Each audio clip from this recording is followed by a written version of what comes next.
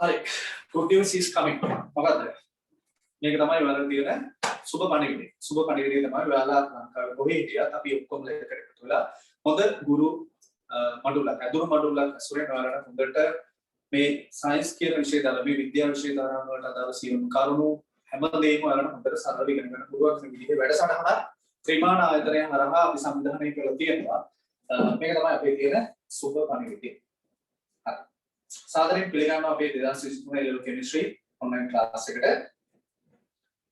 ඉතින් මම ඔයාලට සුබ පැතුම් එකතු කරනවා. මොකද සාමාන්‍ය පෙළ කියන කඩේම ඔයාලා පසු කරලා සාමාන්‍ය පෙළ මුදලට ඉගෙනගෙන හොඳ ප්‍රතිඵල දාලා උසස් පෙළ විද්‍යා විෂය ධාරාවක් තෝරා ගැනීම සඳහා එහෙම විද්‍යා විෂය ධාරාවක් තෝරාගෙන ඒ සම්බන්ධව ඉදිරියට ජයග්‍රහණ කටයුතු කිරීම පිළිබඳව. හරි. මම පොඩි කාරණයක් මම ඉස්සෙල්ලා පැහැදිලි කරලා දෙන්නම්. සාමාන්‍යයෙන් අපි දන්නවා උසස් පෙළදී අපිට ඉගෙන ගන්න තියෙන විෂය ධාරාවන් ගොඩක් තියෙනවා. අපිට ඕන කලා විෂය ධාරාව තෝරගන්න පුළුවන්, විද්‍යා විෂය ධාරාව, තාක්ෂණ විෂය ධාරාව. මේ විෂය ධාරාවන් සියල්ලම සහ සයන්ස් කියන එක, මේ විද්‍යා විෂය ධාරාව කියන එක අනිත් සබ්ජෙක්ට් වලට වඩා වෙනස් වෙන තැනක් තියෙනවා. ඒ මෙන්න මෙතන. ඒ තමයි දැන් සාමාන්‍යයෙන් හිතන්නකො වෛද්‍යවරයෙක් එයා රස්සාව කරනවා අපි හිතමු සර්ජන් කෙනෙක්, ශල්‍ය වෛද්‍යවරයෙක්. ඒ ශල්‍ය වෛද්‍යවරයා මොකක් හරි සර්ජරියක් කරනකොට එයාට මොනවා හරි සර්ජරි කරන ගමන් අපි හිතමු මොලේ සර්ජරියක් කරනවා. එයාට අතපසු වීමකින් කොයි හරි වැරදි තැනක් ඇති. ආපහු ඒක සකස් කරන්න පුළුවන්. අපි හිතුවත් heart එකේ සර්ජරියක් කරනවා කියලා කාඩියෝ සර්ජන් කෙනෙක්, thoracic සර්ජන් කෙනෙක්. එයා heart එකේ සර්ජරි කරන ගමන් ඒ heart එකේ සර්ජරි කරනකොට මොකක් හරි වැරදීමකින් වැරදිම තැනක් කෙනෙක්. කැපිය යුතු නැති තැනක් සර්ජරි කරන්න ඕන නැති තැනක් සර්ජරියක් කරනවා. කැපෙනවා. ඒක නැත්නම් අතපසු වීම. එහෙම නැත්නම් මොනවා හරි අපි කපපු එකක් මහාන් නමත කරලා ඉවරලා ඔක්කොම ටික මේව කරගෙන ඉවරලා සර්ජරි ඉවර කරනවා. හැබැයි හිතන්න සාමාන්‍ය බැංකුවක වැඩ කරන කෙනෙක් හිතන්න බැංකුවක වැඩ කරන කෙනා අපි හිතමු අපි බැංකුවකට සල්ලි දාන්න යනවා මොකක් හරි account number එකට. නමුත් එයා සල්ලි අපි දාලා තියෙන්නේ වෙන account එකකට. ඒක පහුදාට හදන්න පුළුවන් බැරිද? අපිට ඒක පහුදාට හදන්න පුළුවන් නේ. අර ගිණුමට වැරදි කරලා තියෙන නිසා ඒ ගිණුමෙන් ආපහු මුදල් ටික කරගෙන මේ ගිණුමට දාන්න. හැබැයි අර ශල්‍ය වෛද්‍යවරයා අතින් මොනවා හරි දෙයක් වැරදුනොත් එහෙම ඒක ආපහු නිවැරදි කරගන්න බෑ. තේරුණා? ඒ විදිහම තමයි ඉංජිනේරින්. ඒත් එමණි අපි තරම් තට්ටු 100 200 බිලියනයක් හදලා අපිට හරි යට තට්ටුවේ බේස් වලවල් කපනකොට එහෙම නැත්නම් මොනවා හරි ගැටලුවක් ඇති වෙලා මොනවා හරි අපි හිතමු කම්බි අඩුවෙන් දාලා යට බේස් වල කපලා ඉවරලා කම්බි අඩුවෙන් දාලා ආපහු තට්ටු 100 හදලා ඉවර වෙලා ප්‍රමිතියක් නැහැ කියලා යට තට්ටුව ගලවන්න. එහෙනම් මෙන්න මේකෙන් හොඳට තේරුම් ගන්න විද්‍යා විෂය ධාරාවන් සහ අනිත් විෂය ධාරාවන් අතර තියෙන වෙනස්කම්. අපි මොනවා හරි දෙයක් විද්‍යා විෂය ධාරාව උගන්වන කෙනෙක් සහ ඉගෙන ගන්න කෙනෙක් සහ ඒ ඉගෙනගෙන රස්සාවක් කරන කෙනෙක් මොනවා හරි දෙයක් කරොත් ඒ දේ නැවත ආපස්සට හරවන්න. නමුත් අනිත් විෂයන් වලට අදාළව ඉගෙන ගන්න බොහෝ ඒ වගේ ඉගෙනගෙන අපි කරන බොහෝ රැකියාවලදී අපිට ඒවා ඕන ආපස්සට හරවන්න. ඒ මේක තමයි විද්‍යා විෂය ධාරාවක තියෙන ප්‍රධානම වෙනස්කම. හරි අපි යමු ප්‍රසන්ටේෂන් ඉස්සර. හරි. හරියටම සුබ පැතුම් එකතු කරන සියලු දෙනාට සාමාන්‍ය පෙළ පාසල උසස් පෙළ හැදෑරීමට පැමිණීම පිළිගන්නවා. ඇතමල 2020 තමයි O level කරන්න ඕන. නමුත් ලීවේ 2021 2023 තමයි ඔයාලා A level exam එක කරන්නේ. ඒ නිසා තමයි ඔයාලා 2023 A level batch එක කරන්නේ. මම ඔයාලා කිසිම දෙයක් දන්නේ නැහැ කියලා හිතාගෙන තමයි මේ උගන්වන්න පටන් ගත්තේ. 2023 A level exam එක හරියට ගොඩ දාගත්තොත් එහෙම ලොකු කඩේමක් පවු කරලා වෙනවා 2024 කට ඔයාලට කැම්පස් එකට යන්න පුළුවන්. හැබැයි මේ කොරෝනා ප්‍රශ්නෙත් එක්ක මම දන්නේ 2024 වෙනිද 2025 වෙනිද. කැම්පස් එකට යන්න ඔයාලා තෝරගන්නේ සයන්ස් සබ්ජෙක්ට් එක. මේ සයන්ස් කියලා කියන්නේ අපි බයෝ සයන්ස් වල ජීව විද්‍යාව, කම්බයින්ඩ් මැත්ස්, කියන සංයුක්ත ගණිතය සහ ඇග්‍රිකල්චර්. මෙන්න මේ තුනට තමයි අපි සයන්ස් විෂය ධාරාවන් කියලා කියන්නේ විද්‍යා විෂය ධාරාවන් කියලා කියන්නේ. ඊට අමතරව මම අර ඉස්සෙල්ලා කිව්වා වගේ ආර්ට් තියෙනවා, කොමර්ස් තියෙනවා, ටෙක් තියෙනවා. මේ විෂයන් සහ සයන්ස් විෂය ධාරාවල් අතර තියෙන වෙනස්කම තමයි මම ඔයාලට පැහැදිලි කරේ. අපි මොනවා හරි දෙයක් කරනවා නම් ඒ දේ ආපහු කරන්න නැති වෙන විදිහට ආපස්සට බලන්න නැති වෙන විදිහට වැරදීමක් සිදු වෙන්නේ නැති වෙන විදිහට කරන්න. ඒක පේපර් එකේ උනත් එහෙම තමයි. පේපර් එකේ උනත් අපි ලියන දේ හරියටම දැනගෙන ලියන්න ඕන. දන්නේ නැත්නම් නොලියන එකක් නෙවෙයි. දැන් මෙඩිසින් වලදී ඒකනේ පුරුදු කරන්නේ. නේද? දන්නවනම් බෙහෙත් දෙන්න ඕන, නොදන්නවනම් බෙහෙත් නොදී ඉන්න ඕන. නොදන්න බෙහෙත් දීලා මිනිස්සු මරන්නට වඩා. එතකොට රටේ ඉන්න වෛද්‍යවරු සහ ඉංජිනේරුවෝ වෙන තමයි ඒවල ඉගෙන ගන්න. හරි. බයෝසයන්ස් කියන එක ගත්තාම ජීව විද්‍යාව, රසායන විද්‍යාව කියන විෂය ධාරාව එකට තියෙනවා. ඊට අමතරව බයොලොජි, ඊට අමතරව ෆිසික්ස්. අපි combined maths කියන එක ගත්තොත් ඒත් ඔයාලට රසායන විද්‍යාව අහු වෙනවා. ඊට අමතරව combined maths සහ physics. agriculture ගත්තාම ඒත් රසායන විද්‍යාව තියෙනවා, biology තියෙනවා, agriculture තියෙනවා. එහෙනම් විද්‍යා විෂය ධාරාවන්ගෙන් උගණ විෂය ධාරාව ඔයාලා තෝරගත්තා. ඒ කියන්නේ ජීව විද්‍යාව පැත්ත ගත්තා. ඊට පස්සේ ගණිතය, combined maths කියන පැත්ත ගත්තා. කෘෂි කර්මය කියන පැත්ත ගත්තොත් ඔයාලට රසායන විද්‍යාව කියන විෂය ධාරාව අනිවාර්ය විෂයක් වෙනවා. හරි. කොහොමද ගමන්නේ? A level exam කරලා කැම්පස් එකට යනකොට ඒ අන්න තියෙන කැම්පස් එක තමයි මේක. අතන මම ඊස්ටර්න් යුනිවර්සිටි එකේ මෙතන මම ඉගෙන කැම්පස් එක. දැන් බලන්න ඔයාලගේ ඉස්කෝල සහ මේ කැම්පස් අතර තියෙන වෙනස. දෙන පෙරාදෙනි කැම්පස් එක. සමහරව දැකලාවත් නැති තියෙනවා පොරොක්ස් ටිකක් දාලා තියෙන්නේ. අපි ඉස්කෝලේ ඉගෙන ගන්නකොට තියෙන අපිට තියෙනවනේ යම්කිසි ජීවිතයක් වෙන භාෂාවෙන් කරන පොඩි ජොලියක් තියෙනවා ඉස්කෝලේ. හැබැයි මේ ජොලිය සහ කැම්පස් එකක් ඇතුළේ තියෙන ජොලිය හාත්පසින්ම වෙනස්. දැන් මට තියෙන අත්දැකීම මෙඩිකල් ෆැකල්ටි වල අවුරුදු 5මාරක් තියෙනවා. මට ඒක දවසින් කියන්න බෑ. ඒක ඉස්සර කතා කරමු මොකද වෙන්නේ. එතකොට ඔයාලා ඉගෙන ගන්න මෙන්න මේ වගේ තැනකට යනවා. මෙතන කරපො. කියන්නේ රාජරක සවුත් ඊස්ට්. කැම්පස් එක ඇතුලේ අපි හැමදාම හිතන්නේ මෙන්න මේක නේද? හරි ඇත්තටම කැම්පස් ජීවිතය ගත්තහම සාමාන්‍ය ඉස්කෝලේ ජීවිතය සහ කැම්පස් ජීවිතය කියන එක සහසයි පොළව. සාමාන්‍ය කොල්ලෙක් කෙල්ලේ කැම්පස් එකට ගිහින් නැහැ කියලා කියන්නේ. මම කියන්නේ ඉගෙන ගන්න නිකන් කැම්පස් එකට යනවා නෙවෙයි. කැම්පස් එකකින් ඉගෙන ගන්න නැහැ කියලා කියන්නේ ඒ ජීවිතේ හරියට නිකන් පරිපූර්ණ නැති හෝටලයක් වගේ වැඩක් නැහැ.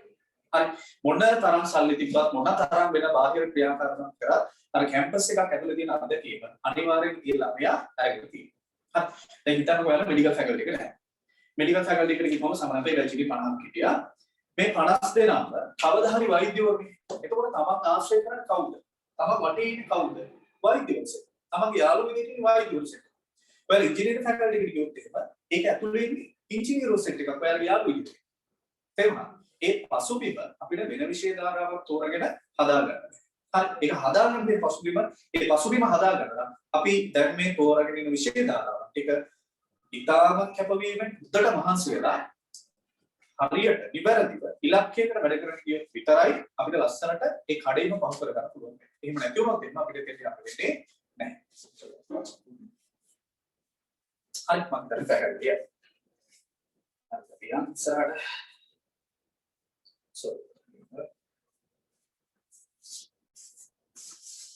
හරි එතකොට ඔය කැම්පස් එකේ මම ඔය කියපු විදිහට මෙන්න මේ වගේ දේවල් තියෙනවා. මේ වලින් සාමාන්‍යයෙන් ඉස්කෝලේකට ගිහිල්ලා අපිට මේ වගේ නේද අත්දැකීමක් ගන්න. හරි.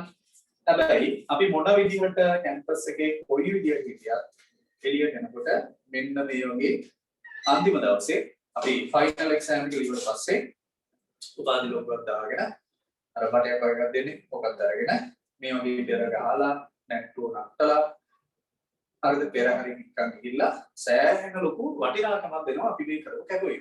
ඒ වටිනාකම ගන්න තමයි අපි දැන් මේ මහන්සි වෙන්නේ. හරි. අනිවාර්යෙන් ඔයාලා යම් දවසක හරියට ඉගෙනගෙන කැම්පස් එකට ගිහිල්ලා කැම්පස් එකේ තියෙන එක්සෑම් ටිකක් ලස්සනට ගොඩ දාගත්තොත් ඔයාලට දවසක මෙන්න මේ අත්දැකීම් ලබා ගන්න පුළුවන්. බයෝසයන්ස්. සාමාන්‍ය බයෝසයන්ස් කරන කෙනෙක්ට කැම්පස් එකට යන්න එහෙම නැත්නම් කැම්පස් එක බයෝසයන්ස් කරන කෙනෙක්ට කැම්පස් එකේ අයදුම් කරන්න පුළුවන් වෙන්න පාඨමාලා 60ක් විතර තියෙනවා. 60ක් 65ක් විතර වගේ. ඒක දැන් ටික ටික එන්න වැඩි වෙනවා හැම අවුරුද්දකම. ඒකෙන් සාමාන්‍යයෙන් ඒ පාඨමාලා අතරින් අපේ ප්‍රධාන පාඨමාලාව විදිහට අපි හැමෝම මහන්සි වෙන බයෝසයන්ස් කරන ඉන්නේ කොහෙද යන්නද? මෙන්න මේ ස්ටෙතොස්කෝප් එක නලාව කරේ දාගන්න. නේද? Medical faculty. එයාට මෙඩිකල් ෆැකල්ටි එකට යන්න බැරි වුණොත් එහෙම එයාට ඊළඟ තියෙන ඔප්ෂන් එක තමයි ඊළඟ තියෙන විසඳුම තමයි ඩෙන්ටල් ෆැකල්ටි එක. දන්ත වෛද්‍ය පීඨයකට යන්න. දන්ත වෛද්‍ය පීඨ ලංකාවේ එකයි තියෙන්නේ. පෙරදිනක පස්සේ විතරයි. ඊට පස්සේ වෙටනරි, ඒ කියන්නේ පශු වෛද්‍ය තුන්වෙනි ස්ථාන. ඊට පස්සේ බයෝසයන්ස් ඔය විදිහට මොලිකියුලර් බයොලොජි ඒ සෙට් එක එනවා. යන්න තියෙන ඉහළම තැන තමයි මෙඩිකල් ෆැකල්ටි. පවලට උපදේශක් දෙනවා මේක මුදල මතක තියාගන්න. අපි හඳ අල්ලන්න try කරොත් එහෙම ගහක අත්තක් හරි අල්ලගන්න. අපි කියන්නේ මුදල අහගෙන හරි වැදගත් හැමදාම මේ දේවල් කියන්නේ නැහැ. හඳ අල්ලන්න try කරොත් ගහක අත්තක් හරි අල්ලගන්න පුළුවන්. හැබැයි අපි ගහකටක් අල්ලගෙන හිතාගෙන නම් උඩ පනින්නේ අපිට කවදාවත් ඒක කරන්න වෙන්නේ නැහැ. ඒ නිසා විද්‍යා විෂය ධාරාවන් කරන දරුවෙක් එයා මහන්සි වෙන්න ඕන ලංකාවේ පළවෙනිය වෙනවා කියලා හිතාගෙන මහන්සි. එතකොට මෙඩිසින් ගිහිල්ලා හරි නතර වෙන්න පුළුවන් බයෝ සයන්ස් කරන්න. හැබැයි මෙඩිසින් යන හිතාගෙන කියලා වල වැඩ කරොත් එන්නේ අර මෙඩිසින් යන බෑ ජීවිතේ. තේරුණා? S එකක් දාගන්නවා කියලා හිතාගෙන වැඩ කරොත් ඉතින් ආයේ කියන්න දෙයක් නැහැ නේ මොකද වෙන්නේ කියලා. තේරුණාද? ඒ නිසා S තුනක් දාගන්නවා, A තුනක් දාගන්නවා ඒව නෙමෙයි. අපේ ටාගට් එක තියෙනවා අපි ලංකාවේ පළවෙනිය වෙනවා. ලංකාවේ පළවෙනිය වෙනවා කියලා හිතාගෙන මොතන මහන්සලා වැඩ කරන්නේ. ඒක උදාහරණයක් බයෝ කරන කෙනෙක් නම් මෙඩිසින් ෂුවර්, මැත්ස් කරන කෙනෙක් නම් ඉන්ජිනියරින් ෆැකල්ටියට ෂුවර් එකට යනවා. හරි. කම්බයින් මැත්ස් කරන කෙනෙක්ට යන්න තියෙන ලොකුම ෆැකල්ටි එක තමයි ඉන්ජිනියරින් ෆැකල්ටි එක. මම හිතන්නේ සුජිත් සර් කියලා දෙන්නේ නැති පැහැදිලි කරන්න ඉන්ජිනියරින් ෆැකල්ටි එක යනවා. මට අත්දැකීමක් නැහැ ඉන්ජිනියරින් ගැන. ඉංජිනේරුවෝ කියලා කතා කරපු නිසා ඉතින් මම ඉගෙන වැඩිපුර පැහැදිලි කරන්න ඕනේ නැහැ. සුජිත් සර් පැහැදිලි කරා ඒ වගේම දිනේෂ් සර් ඔයාලට ඒක පැහැදිලි කරා. මොකද ඒ දෙන්නා ඉංජිනේරුවෝ දෙන්න. හරි. මැත්ස් කරන අයට සාමාන්‍ය මෙලොමේ 45 50 කියලා තිබ්බට 55ක් 60ක් වගේ ප්‍රමාණයක් තියෙනවා. කම්බයින් මැත්ස් කරන කෙනෙක්ට කැම්පස් එකේදී අයිඩුම් කරන්න පුළුවන් පාඨමාලා. ඇග්‍රි කරන කෙනෙක්ට යන්න තියෙන ලොකුම ෆැකල්ටි තමයි ඇග්‍රිකල්චර් මැනේජ්මන්ට් ෆැකල්ටි. එයාට සාමාන්‍ය කැම්පස් එක ඇතුලේ අයිඩුම් කරන්න තියෙන පාඨමාලා ප්‍රමාණය 30ක වගේ පාඨමාලා ප්‍රමාණයක් තමයි තියෙන්නේ. 65 කියලා දාන්න 30ක් විතර වගේ තියෙනවා. හරි. හැබැයි ඇග්‍රි කරන කෙනෙක්ට පොඩි මේ අසාධාරණයක් සිද්ධ වෙන තරක් තියෙනවා. ඒ තමයි ඇග්‍රි කරලා ඉල්ලන්න පුළුවන් අයදුම් කරන්න පුළුවන් පාඨමාලා හැම එකකටම බයෝ සයන්ස් කරන කෙනෙක්ට අයදුම් කරන්න පුළුවන්. දැන් උදාහරණයක් විදිහට ඇග්‍රිකල්චර් කරන කෙනෙක්ට ඇග්‍රි කරන කෙනෙක්ට යන්න තියෙන ලොකුම ෆැකල්ටි එක තමයි කෘෂිකර්ම සහ කළමනාකරණ පීඨය ඇග්‍රිකල්චර් මැනේජ්මන්ට් ෆැකල්ටි. ඒ ෆැකල්ටියට බයෝ සයන්ස් කරන කෙනෙක්ට ඇප්ලයි කරන්න පුළුවන්. එතකොට බයෝ සයන්ස් කරන කෙනාගේ ෆිසික්ස් කියන විෂය ධාරාව නිසා එයාට වැඩිපුර ඉස්සර ලකුණක් හැදෙනවා ඇග්‍රි කරන කෙනෙක්ට සාපේක්ෂව. ඒ නිසා ඔයාලා සාමාන්‍යයෙන් ඇග්‍රි විෂය ධාරාව තෝරගන්නකොට හොඳට හිතලා බලලා තෝරගන්න. ඒක තමයි තීරණය කරගන්න ඕන තමන්ට මොකද කරන්න පුළුවන් බයෝද කරන්න පුළුවන් මැත්ස්ද කරන්න පුළුවන් ඇග්රිද කරන්න පුළුවන් කියලා. බයෝ කරන කෙනෙක්ට සාමාන්‍ය සම්මතයක් විදිහට අපි කතා කරද්දී එහෙම තියෙන බාධාව ෆිසික්ස් නේ. මොකද ඒක ගණන් හදන්න තියෙනවා. දරුවෙක් කවුරු හරි බයෝ සයන්ස් තෝරගන්නේ එයා ගණන් හදන්න වැඩි කැමති නැහැ. හැබැයි එයා පාඩම් කරන්න ටිකක් කැමතියි. පාඩම් කරන්නත් බෑ ඒක නෝ කතාව. නමුත් එයා හිතනවා මට පාඩම් කරන්න පුළුවන් කියලා. ඒක ගණන් හදන්න අමාරුයි. මම බයෝ සයන්ස් කරන්න කියලා බයෝ සයන්ස් කරන්නේ. හරි හැබැයි අර ෆිසික්ස් තියෙන නිසා ටිකක් අමාරුයි වැඩ. අමාරු වෙනවා කියන්නේ අමාරු වෙන්නේ ෆිසික්ස් කියන එක. ඒක සම්මතයක් නෙමෙයි. කියන්නේ මේ සාමාන්‍යයෙන් අපි කියනවා නමුත් ඒක 100% අනිවාර්යෙන් බයෝ කරන හැම කෙනාටම ෆිසික්ස් අමාරු වෙන එක නෙමෙයි මම මේ කියන්නේ. මැත්ස් කරන කෙනෙක් ගත්තාම එයා මැත්ස් කරන්න පටන් අරගන්නේ. එයා මැත්ස් කියන විෂය ධාරාව තෝරගන්නේ. එයා වැඩි පාඩම් කරන්න කැමති නැහැ. හැබැයි ඒක ගණන් හදන්න දක්ෂයි. හැබැයි රසායන විද්‍යාව කියන විෂය ධාරාවේ පාඩම් කරන්න කොටසක් තියෙනවා. ගණන් හදන්න කොටසක් තියෙනවා. ඒ නිසා සාමාන්‍ය මැත්ස් කරන කෙනෙක්ට ඔය රසායන විද්‍යාවේ පාඩම් කරන්න තියෙන කොටස් ටික ටිකක් අමාරුයි. ඇග්‍රි කරන කෙනෙක් ගත්තාම එයාට තියෙන බාධාව තමයි කෙමිස්ට්‍රි කියන එක. රසායන විද්‍යාව. මොකද ඒ රසායන විද්‍යාවේ ගණන් හදන්න කොටසක් තියෙන නිසා. හරිද? ඒ නිසා හොඳට හිතලා බලලා ඉවර වෙලා තීරණයක් කරගෙන විෂය ධාරාවන් තෝරගන්න ඕන. තාම ඉස්කෝලේ පටන් අරගෙන නැති නිසා වෙන තාම chance එක තියෙනවා. ඕනනම් විෂය ධාරාවන් මාරු කරලා මම මේ කියන දේවලුත් එක්ක හොඳ නෝට්ටුවට අරගෙන අනාගතේ කවුරු වෙන්න ඕනද කියලා හිතාගෙන ඉවරලා මොකද මහන්සිලා වැඩ කරන්නේ. මොකද අපි මේ අද ගන්න තීරණේ සෑහෙන ලොකුවට අපේ ජීවිතේට බලපාන. සාමාන්‍ය මිනිස්සෙක් පෙන්ෂන් යන්නේ අවුරුදු 60. දැන් ඔයාලගේ වයස අවුරුදු 16ක් විතර වගේ නෙවෙන්නේ. 16ක් 17ක්. මේ වගේ වයසක නෙවෙන්නේ. එතකොට ඒ ලෙවල් ඉවර වෙනකොට අපි හිතමු අවුරුදු 20ක් වෙනවා කියලා. මෙතනදී අවුරුදු 20යි. මේ අවුරුදු 20 ඉවර වෙන්න තව අවුරුදු 2යි තියෙන්නේ. දැන් අපි ඉස්කෝලේ ගිහිලා තියෙන අර මල්ල කරේ දාගෙන අවුරුදු 11. තව අවුරුදු 2ක් අර මල්ල කරේ දාගෙන ඉස්කෝලේ යන්න තියෙනවා. අර මල්ල කරගෙන පොත් මාල. ඔය පොත් මාල කරේ දාගෙන මේ අවුරුදු 2 ඉස්කෝලේ ගිහිල්ලා අපි හිතනවා මෙයා බයෝ සයන්ස් තෝරගන්නවා කියලා. තෝරගෙන පළවෙනි සැරේම මෙඩිසින් යනවා. අවුරුදු 40ක් යාන ජීවත් වෙන්න තියෙන්නේ කවුරු වගේද? වෛද්‍යවරයෙක් වගේ. හරි ඒකයි මම කියන්නේ. මේ අවුරුදු 2 තමයි ඔයාලගේ ජීවිතයේ තියෙන වැදගත්ම අවුරුදු 2. මේක හරියට ගොඩ දාගත්තොත් හරි මේක අනාගතොත් ඒ ඇනෙනවම තමයි. තේරුණාද?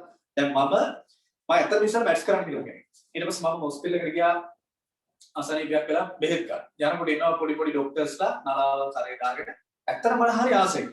ඊට පස්සේ ගෙදර ඇවිල්ලා ආපහු අර බයෝ සයන්ස් වලට ෆිල් කරපු ඇප්ලිකේෂන් එක ඔක්කොම අයින් කරලා ආපහු sorry maths වලට මේ fill කරලා තියෙන application ඔක්කොම ටික අයින් කරලා bioscience කරන්න ඕන කියලා පටන් ගත්තා. එදා මම ගත්ත තීරණය හරි. පළවෙනි සැරේම මම medicine ගියා නුවර දිස්ත්‍රික්කේ. මේක නෙමෙයි.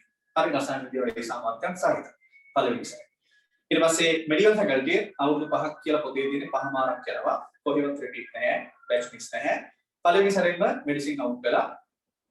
දැනට රැකියාව කරගෙන ඉන්නේ. හරිද? එතකොට දැන් මම මරණකම් අවුරුදු 60ක් යනකම් pension එකක වෛද්‍යවරයෙක් විදිහට මම තේරුණා.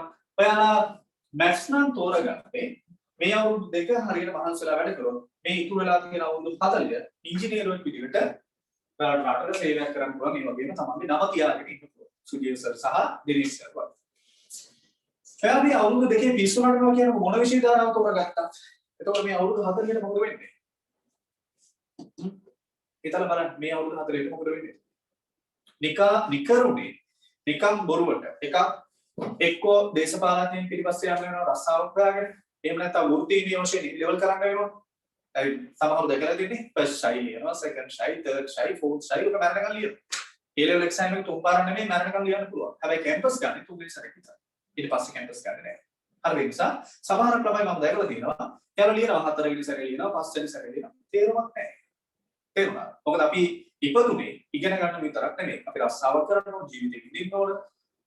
කොච්චර දේවල් තියෙනවද මේ ලෝකේ කරන්නේ? හරි. ඒ නිසා මේ අවුරුදු දෙකක් ඔයාලගේ මේ ඉදිරි අවුරුදු 40ම මැරෙන තුරුම වැදගත් වෙන අතිශය වැදගත් අවුරුදු දෙකක් තමයි ඔයාලා මේ පටන් ගන්න සූදානම් වෙන්නේ. O level වලට ඔයාලට මොන ප්‍රතිඵලය තිබ්බත් ඒක මත උසස් පෙළ ප්‍රතිඵලය තීරණය වෙන්නේ නැහැ. කොහොමදට මතක තියාගන්න. හරි. O level වල දැන් මාත් එක්ක ඉන්න සමහර යාළුවෝ ඉන්නවා අපිට සබ්ජෙක්ට් 10ක් තිබ්බ O level වලට. මම නුගල සෙන්ට්‍රල් ගියේ level වලට නුවර. ඒ 10ක් තිබ්බ ළමයෙක් හිටියා ඉංග්‍රීසි මීඩියම් කරා. ඔයාලා විශ්වාස කරනවද මෙයාට පළවෙනි සැරේ තිබ්බේ C දෙකක් විතරයි. එක විෂයක් ෆේල්. හැබැයි මම පළවෙනි සැරේ පෙස්. හරි. ඒකෙන් මම අදහස් කරන්නේ O level කියන ප්‍රතිඵලය A level සඳහා බලපෑමක් ඇති කරගන්න. O level වලට O level කියන එක අපිට අවශ්‍ය වෙන්නේ උසස් පෙළ විෂය ධාරාවක් තෝරාගැනීම සඳහා විතරයි. ඒක තෝරගත්තට පස්සේ උසස් පෙළ කියන්නේ වෙන්නම අවුරුදු දෙකක්. ඒකට අර පහුගිය අවුරුදු වල තියෙන ඒවා වැඩක් නැහැ. අතිශය කැපවීමකින් වැඩ කරොත් එහෙම ඔයාලට සාමාන්‍ය පෙළ ප්‍රතිඵලයකට දශමයක දුක් වෙන්න ඕනේ නැහැ. ලස්සනට උසස් පෙළ ගොඩ දාගෙන මේ අනාගතේ ලස්සනට පුදා ගන්න. ඒ වුණා දැන් සාමාන්‍යයෙන් හරි ඔයාලා චෙක් කරන්න පුළුවන් නේ මාත් එක්ක. මම අහන ප්‍රශ්න උත්තර දෙන්න මොකද මම සාමාන්‍යයෙන් ක්ලාස් එකක් මම තනියෙන් කියව කරන්න කැමති නැහැ. හරිද? මම සාමාන්‍යයෙන් මොකද ක්ලාස් එකක් කරනවා සාමාන්‍යයෙන් ප්‍රශ්න අහලා යාළුවන්ට තේරෙනවා කියලා තමයි කරන්නේ. එතකොට මෙතන ළමයි නැහැ. ඔන්න මේ chat box එක තමයි බලන්නේ. හරි. පරිගණක සාමාන්‍යයෙන් ඔයාලා අහලා තියෙන විදිහට එහෙම නැත්නම් ඔයාලා දැකලා තියෙන විදිහට මේ සමාජයේ වැඩිපුරම බයින් කරනවා. chat කරන්න පුළුවන් නේද?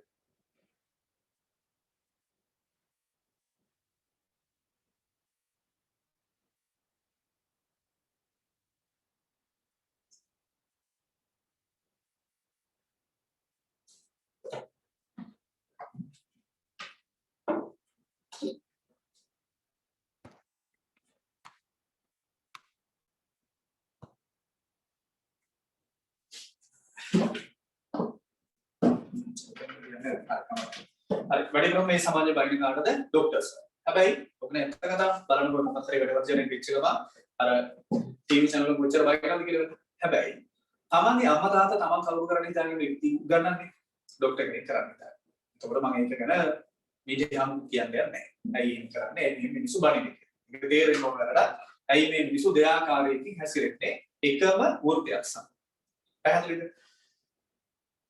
මේ රස්සාවට මෙච්චර වටිනාකමක් ලැබෙන්නේ ඇයි? කරන්න තියෙන අතිශය කැපවීම නිසා. සාමාන්‍යයෙන් අපි ડોක්ටර් කෙනෙක් ගාවට ගිහිල්ලා බෙහෙත් මොනවා හරි අසනීපයකට බෙහෙත් ටිකක් ගන්න ගියොත් එහෙම අපි කලින් ප්ලෑන් කරගෙන යන මම මෙන්න මේ ටික කියනවා මේ ටික කියනවා. තව විනාඩියයි දෙකයි යන්නේ තමන්ගේ තියෙන ලෙඩ ටික ඔක්කොම කියලා ඉවරයි. එතන කියන මතක් කරගෙන කියන්නේ ඇයි? අපි දන්නවා මේ මිනිස්සයා බිසි. හරි ඒ නිසා මේ මිනිස්සයාගේ කාලයට වටිනාකමක් දෙන්න. ඒ නිසා මම මේ ටික ඉක්තරට ගිහලා මෙන්න මේ ටික තමයි මට තියෙන ලෙඩේ කියලා. එහෙනම් ඉච්ඡර වටිනාකමක් අනිත් මිනිස්සු දෙන්නේ ඇයි මේ රස්සාවට? මෙන්න මේ අවුරුදු දෙකේ සහ කැම්පස් එකේ තියෙන අවුරුදු 5 මාසය තුල කරන කැපවීම නිසා. පැහැදිලිද? ඒ නිසා ඒ වටිනාකම ගන්න නම් ඔයාලා මුද්දට මහන්සිලා අවංකව වැඩ කරන්න. හරි. එහෙනම් ඇග්‍රි කරන කෙනෙක් තමයි යන්න තියෙන ලොකුම ෆැකල්ටි තමයි කෘෂිකර්ම සහ කළමනාකරණ කීටය. හරි මේ තමයි අපේ ෆෝර් ක්ලාසස්.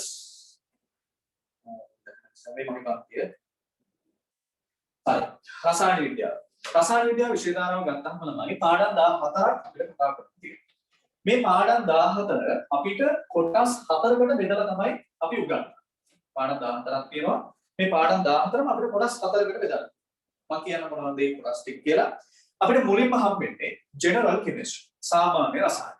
මේ සාමාන්‍ය රසායනයේදී ඉගෙන ගන්න තියෙන්නේ මම මේ දේවල් කියන වෙන මොකක්වත් නිසා නෙමෙයි. අපි දැන් සාමාන්‍යයෙන් කොහේ හරි අපි තුමු ඉස්කෝලේ ට්‍රිප් එකක් එක්ක යනවා කියන්නේ.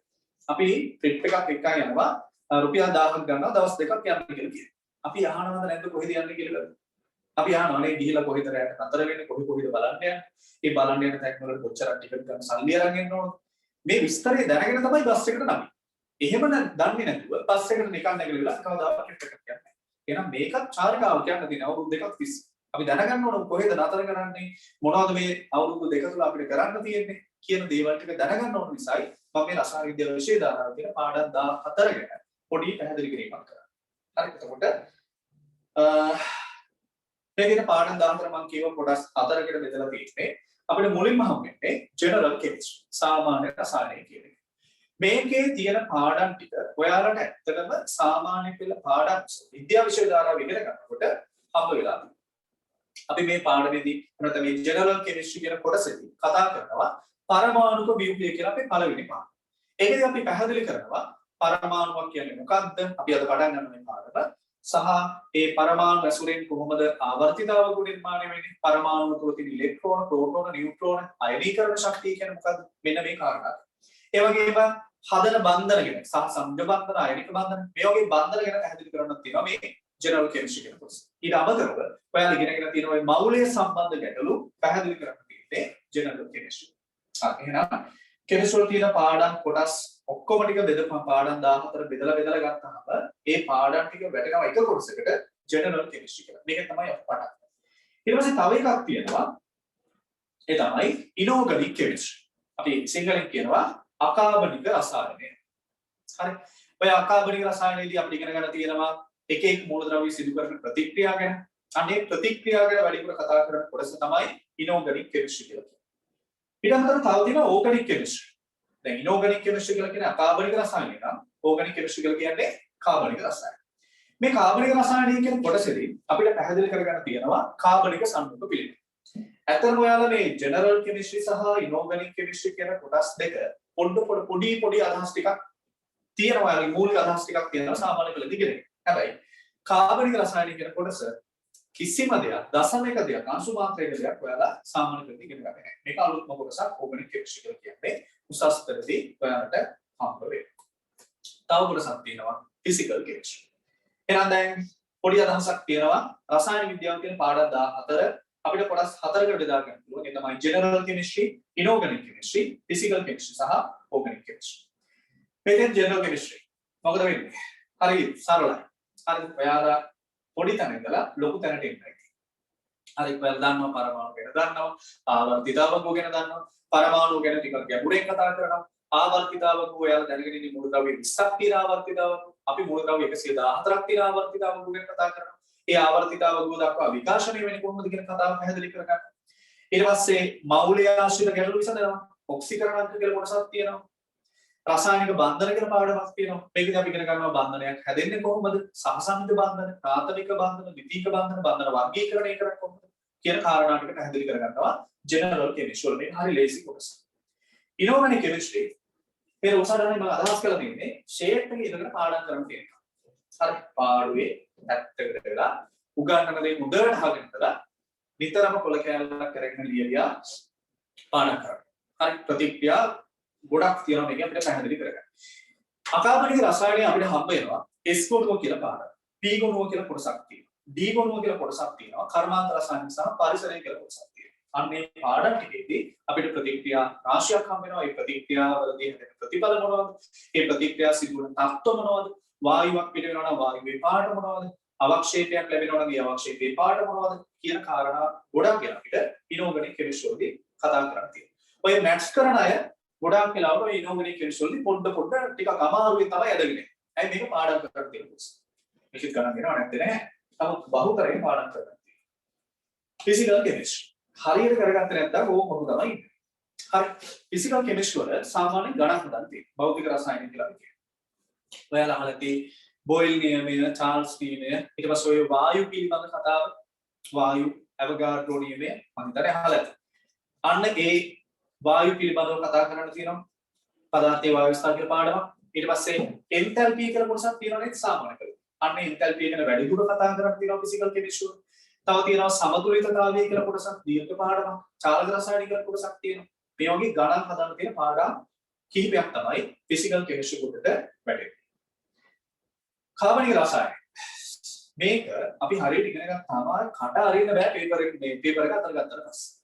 කාටවත් ඇවිල්ලා කියන්න බෑ මේ කොටස අපිට කරලා නැහැ මේ කොටස මෙහෙමයි මේ කොටස අමාරුයි අපි අද දැක්කේ ඒ කතාව මොකක් කියන්න බෑ එකක් අර වහලා තියෙනවා හරි කාබනික රසායනික කියන කොටස අපි හරියට පන්ති ඉගෙන ගත්තා ඒ නෝට් එකේ ලියාගන්න ටිකම තමයි එක්සෑම් එකට ගිහලා පේපර් එක අතර ගත්තාම පේපර් එකේ තියෙන්නේ අලුතෙන් කොටසක් ඒකෙ මුකුත් නැහැ පොතේ ලියාගන්න ටික ප්‍රශ්න වලට අහනවා කාබනික රසායන හරි ඒ නිසා මේක ගැන කාටවත් මොකුත් කියන්න බෑ ඒ ප්‍රශ්නේ අමාරුනා මේ ප්‍රශ්නේ අමාරුනා කියලා වචනයක්වත් කාටවත් කියන්න බෑ මොකද මේක හරි සරල කොටස. හැබැයි වල විදියට තව වචනයක් ගන්න. හරි. උසස් පෙළ පාඩම් කරන්නේ කොහොමද? සාමාන්‍ය පෙළ ළමෙක් සාමාන්‍ය පෙළ විභාගෙ ලියලා උසස් පෙළට එනකොට සාමාන්‍ය පෙළ සහ උසස් පෙළ අතර තියෙන වෙනස්කම සරලවම පැහැදිලි කරනවා නම් අහසයි පොළොවයි. හරි.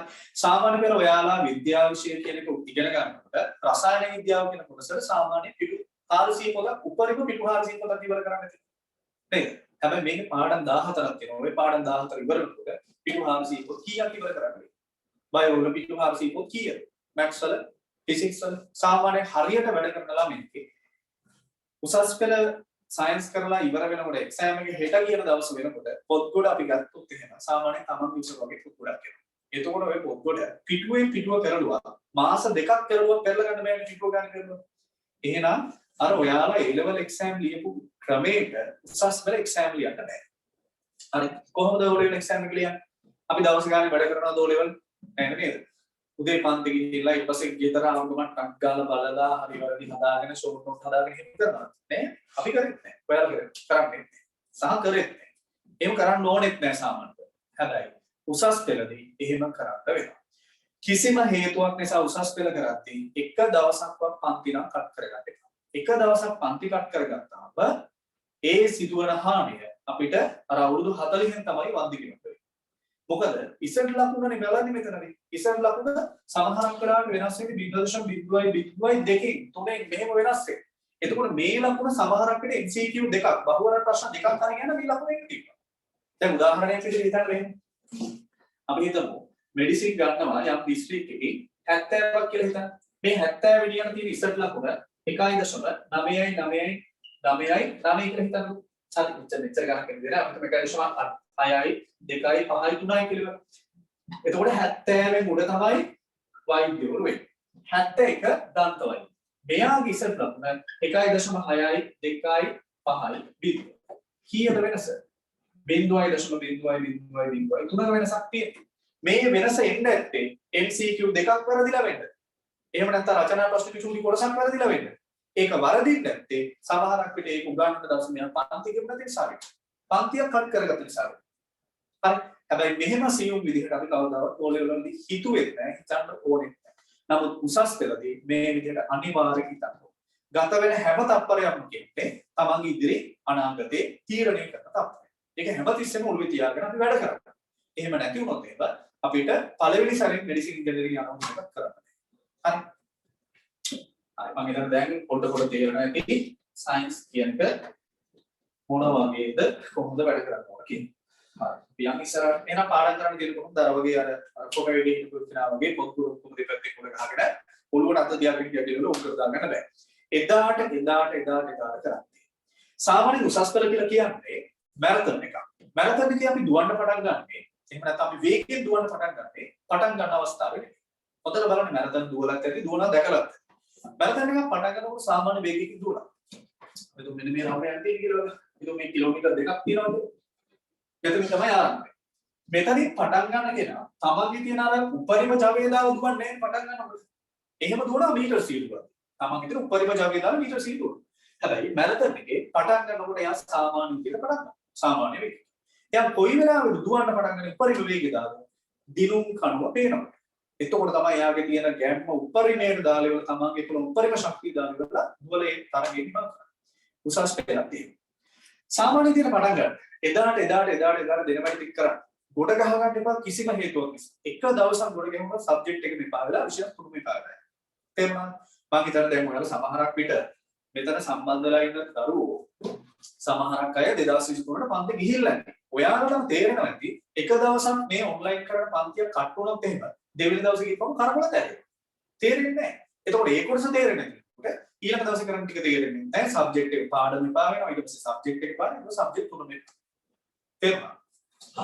ඒ නිසා එදාට දෙන වැඩ ටික ලස්සනට කරන්න. ෂෝට් නෝට් හදන්න ක්‍රමයක් තියෙනවා මම කියලා දෙන්න කොහොමද හදන්න ඕන කියලා. ඒ විදිහට හදන්න. මම වැඩ කරන ක්‍රමය මම මේ කියන්නේ. ඒක වැරදි නෑ. වැරදි නම් මම පළවෙනි සැරේ මිනිසින් යන්නේ නෑ. හරි. ඒ ක්‍රමයට ඔයාලා වැඩ කරන්න. වරදින්. තේරුණා? හරි. ඇත්තටම උසස් පෙළ කියලා කියන්නේ තව උදාහරණයක් කියනවා නම් ඒක නිකන් සිරිපාදේ නගිනවා වගේ වැඩ. සිරිපාදේ ගිහිලා තින්නේ නේද? අපි සාමාන්‍ය සිරිපාදේ නගින්න යනකොට හන්දගාවට ගිහිල්ලා සිරිපාදේ මුදුන දැකලා ඉවරලා බුදු අම්මෝ කියලා. මෙච්චර නගින්න තියනවද මේකේ? අපිට පුළුවන් වෙයි. අපි එකම එක දෙයයි කරන්නේ.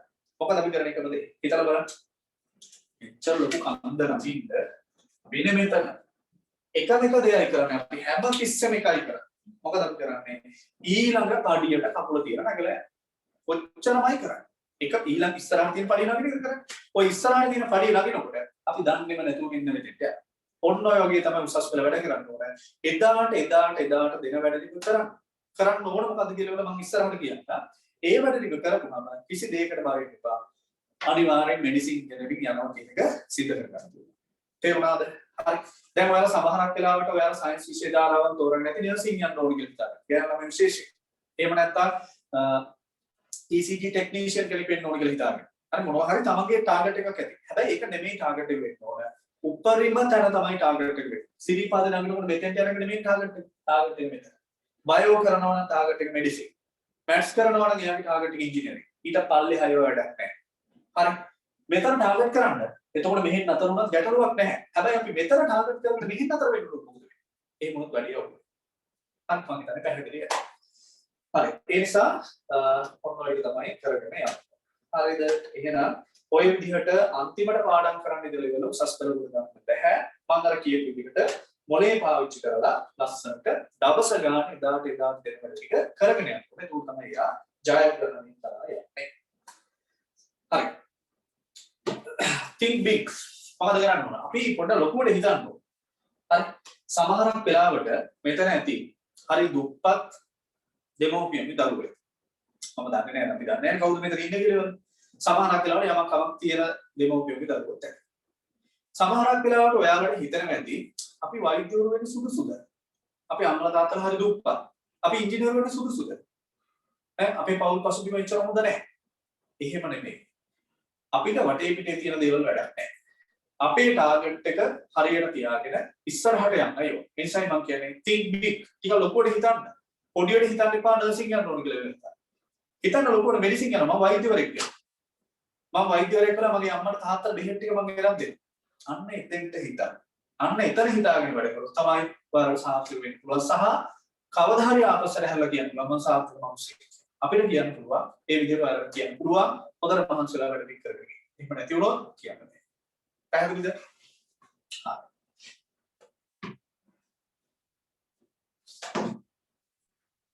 think outside the box. සමහරක් කෙනෙක් ගෙදරින් කියනවා ඇති. ඔය සයන්ස් කරලා වැඩක් නැහැ උඹලට පුළුවන් දෝව කරන්න කියලා. නෑ පුළුවන්. අර හිර වෙලා හිතන්න එපා. පොඩ්ඩක් එළියට බහලා හිතන්න. එළියට බහලා බලන්න මිනිස්සු කොච්චර දියුණු වෙනවද කියලා. කොච්චර ඉගෙන ගන්න මිනිස්සු ඉන්නවද? හරි. ඒ නිසා අපිටත් බැරි නැහැ. මොකද මේ මිනිස්සු අගහරු ලෝකෙන් ඇවිල්ලා නෙමෙයිනේ. මම උනත් සයන්ස් කරන්න පටන් ගන්නකොට මම හිතුවේ ලංකාවේ පළවෙනිය වෙන මිනිස්සෙක් ඉන්නවනේ. එතකොට අපි එයා වෙන්න ඕන කියලා හිතාගෙන වැඩ කරොත් එහෙම ඊට පහළ තැනක හරි නතර වෙනවා. මොකද මේ මිනිස්සු අගහරු ජීවෙක් නෙමෙයි. හරි. ඒ නිසා ඔයාලා මේ විදිහට හිතන්න. ඔයාලට පුළුවන් බැරි නැහැ. සාමාන්‍ය පෙළ පාස් වෙන්න පුළුවන් වුණා කියලා කියන්නේ යාළුවෝ උසස් පෙළ පාස් වෙන්න බැරි නෑ. හොඳ සාමර්ථ්‍යයක් ගන්න. මේ අවුරුදු දෙක මහන්සලා වැඩ කරන්නයි. කලින් ගණන් බැරි වුණාද විද්‍යාව බැරි වුණාද ඒව වැඩක් නැහැ. දැන් වැඩ කරා. believe in you. තමන් ගැන විශ්වාසයක් තියාගන්න. තමන්ව විශ්වාසයක් තියාගන්න ඕන. මට මේක කරගන්න පුළුවන්. මම අනිවාර්යෙන් මේක කරගන්න. ඒ විශ්වාසයේ මත තමයි ඉස්සරහට යන්න පුළුවන්. හැබැයි අපි හිතුව පටන් ගන්නකොටම හම්බෝ බෑ සයින්ස් සමාවෙන්නේ මට බෑ කියලා බෑ තමයි. දැන් අපි පුළුවන් කියලා හිතුව අනිවාර්යෙන් අපිට කරන්න. සාමාන්‍යයෙන් මේ ලෝකේ නීතියක් තියෙනවා. ඒ තමයි අපිට ලැබෙන්නේ සහ අපි අවට තියෙන්නේ අපි කැමති දේ. අපිට අකමැත්තෙන් වුණත් ඒක ඒ කතාව නිවැරදි කතාවක් කියලා පිළිගන්නවා. දැන් අපි පොඩි කාලේ ඇවිදින්න කැමතිනේ.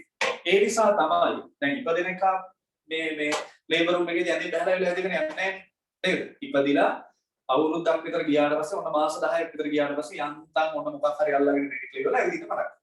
හැබැයි එතෙන්ට එන්න එයා කොච්චර කාල සීමාවක් යන්න ඕන? ඉස්සල්ලා ඔළුව කෙලින් කරගන්න බෑ ඉපදෙන එක. ඌ ඔළුව කෙලින් කරගන්න ඕන සති 4ක් 5ක් විතර යනවා ඒක. ඊට පස්සේ වටපිට බලන්න ඕන. පැත්ත කරලා එන්න ඕන. දන ගන්න ඕන. වැටෙන්න ඕන. හිට ගන්න ඕන. හරි කොච්චර දේවල් කරන්න තියෙනවා. හැබැයි අපි හිට ගන්න පළවෙනි දවසේ ඇවිදින්න බෑනේ. හිට ගන්න ගමන් වැටෙන වැඩක. අන්න ඒ වගේ තමයි ගණන් හදන්නේ. අපි අද ගණන් හදන්න පටන් ගන්නවා. මම අද හදනවා කියලා. හැබැයි වරදී. හැබැයි ඊදාර හිට ගන්න පළවෙනි දවසේ උත්සාහ කරලා වැටෙනකොට ඈ මට බෑ ඇවිදින්න කියලා හිතාගෙන ඉඳගෙන හිටියා. අදත් තාම ඉඳගෙන ඉන්නව නේද? අදත් තාම ඉඳගෙන යන්න බෑ. එහෙනම් අපි එක ගානක් හදනකොට වැරදුනා කියලා. දෙවෙනි ගාන හදනකොට වැරදුනා කියලා අසාරින්න. තේරුණා? අපි දිගටම අල්ලගෙන යනවා. බැරි නැහැ. yes I can do කියලා යන්න තමයි. ඒ නිසා තමන්ගේ විශ්වාස තියාගෙන වැඩ කරන්න. ඒකෝර මේ හැමදේම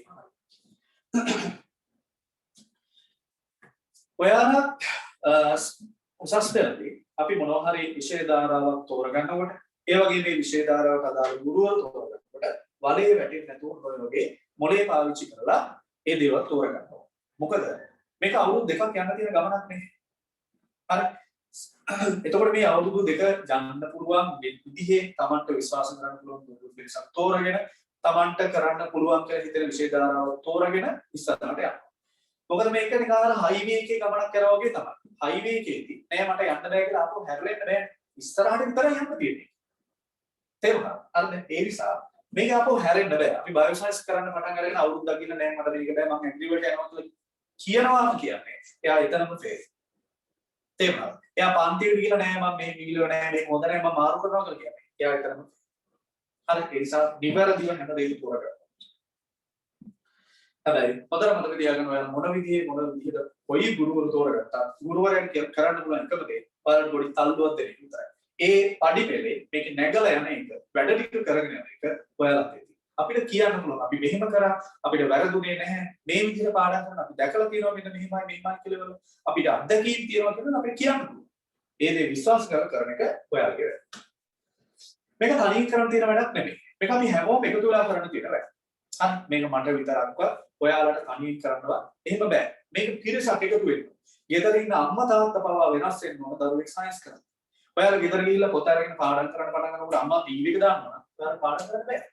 ඒ නිසා මේක හැමෝම එකට එකතු වෙලා කරන්න තියෙනවා. හරි.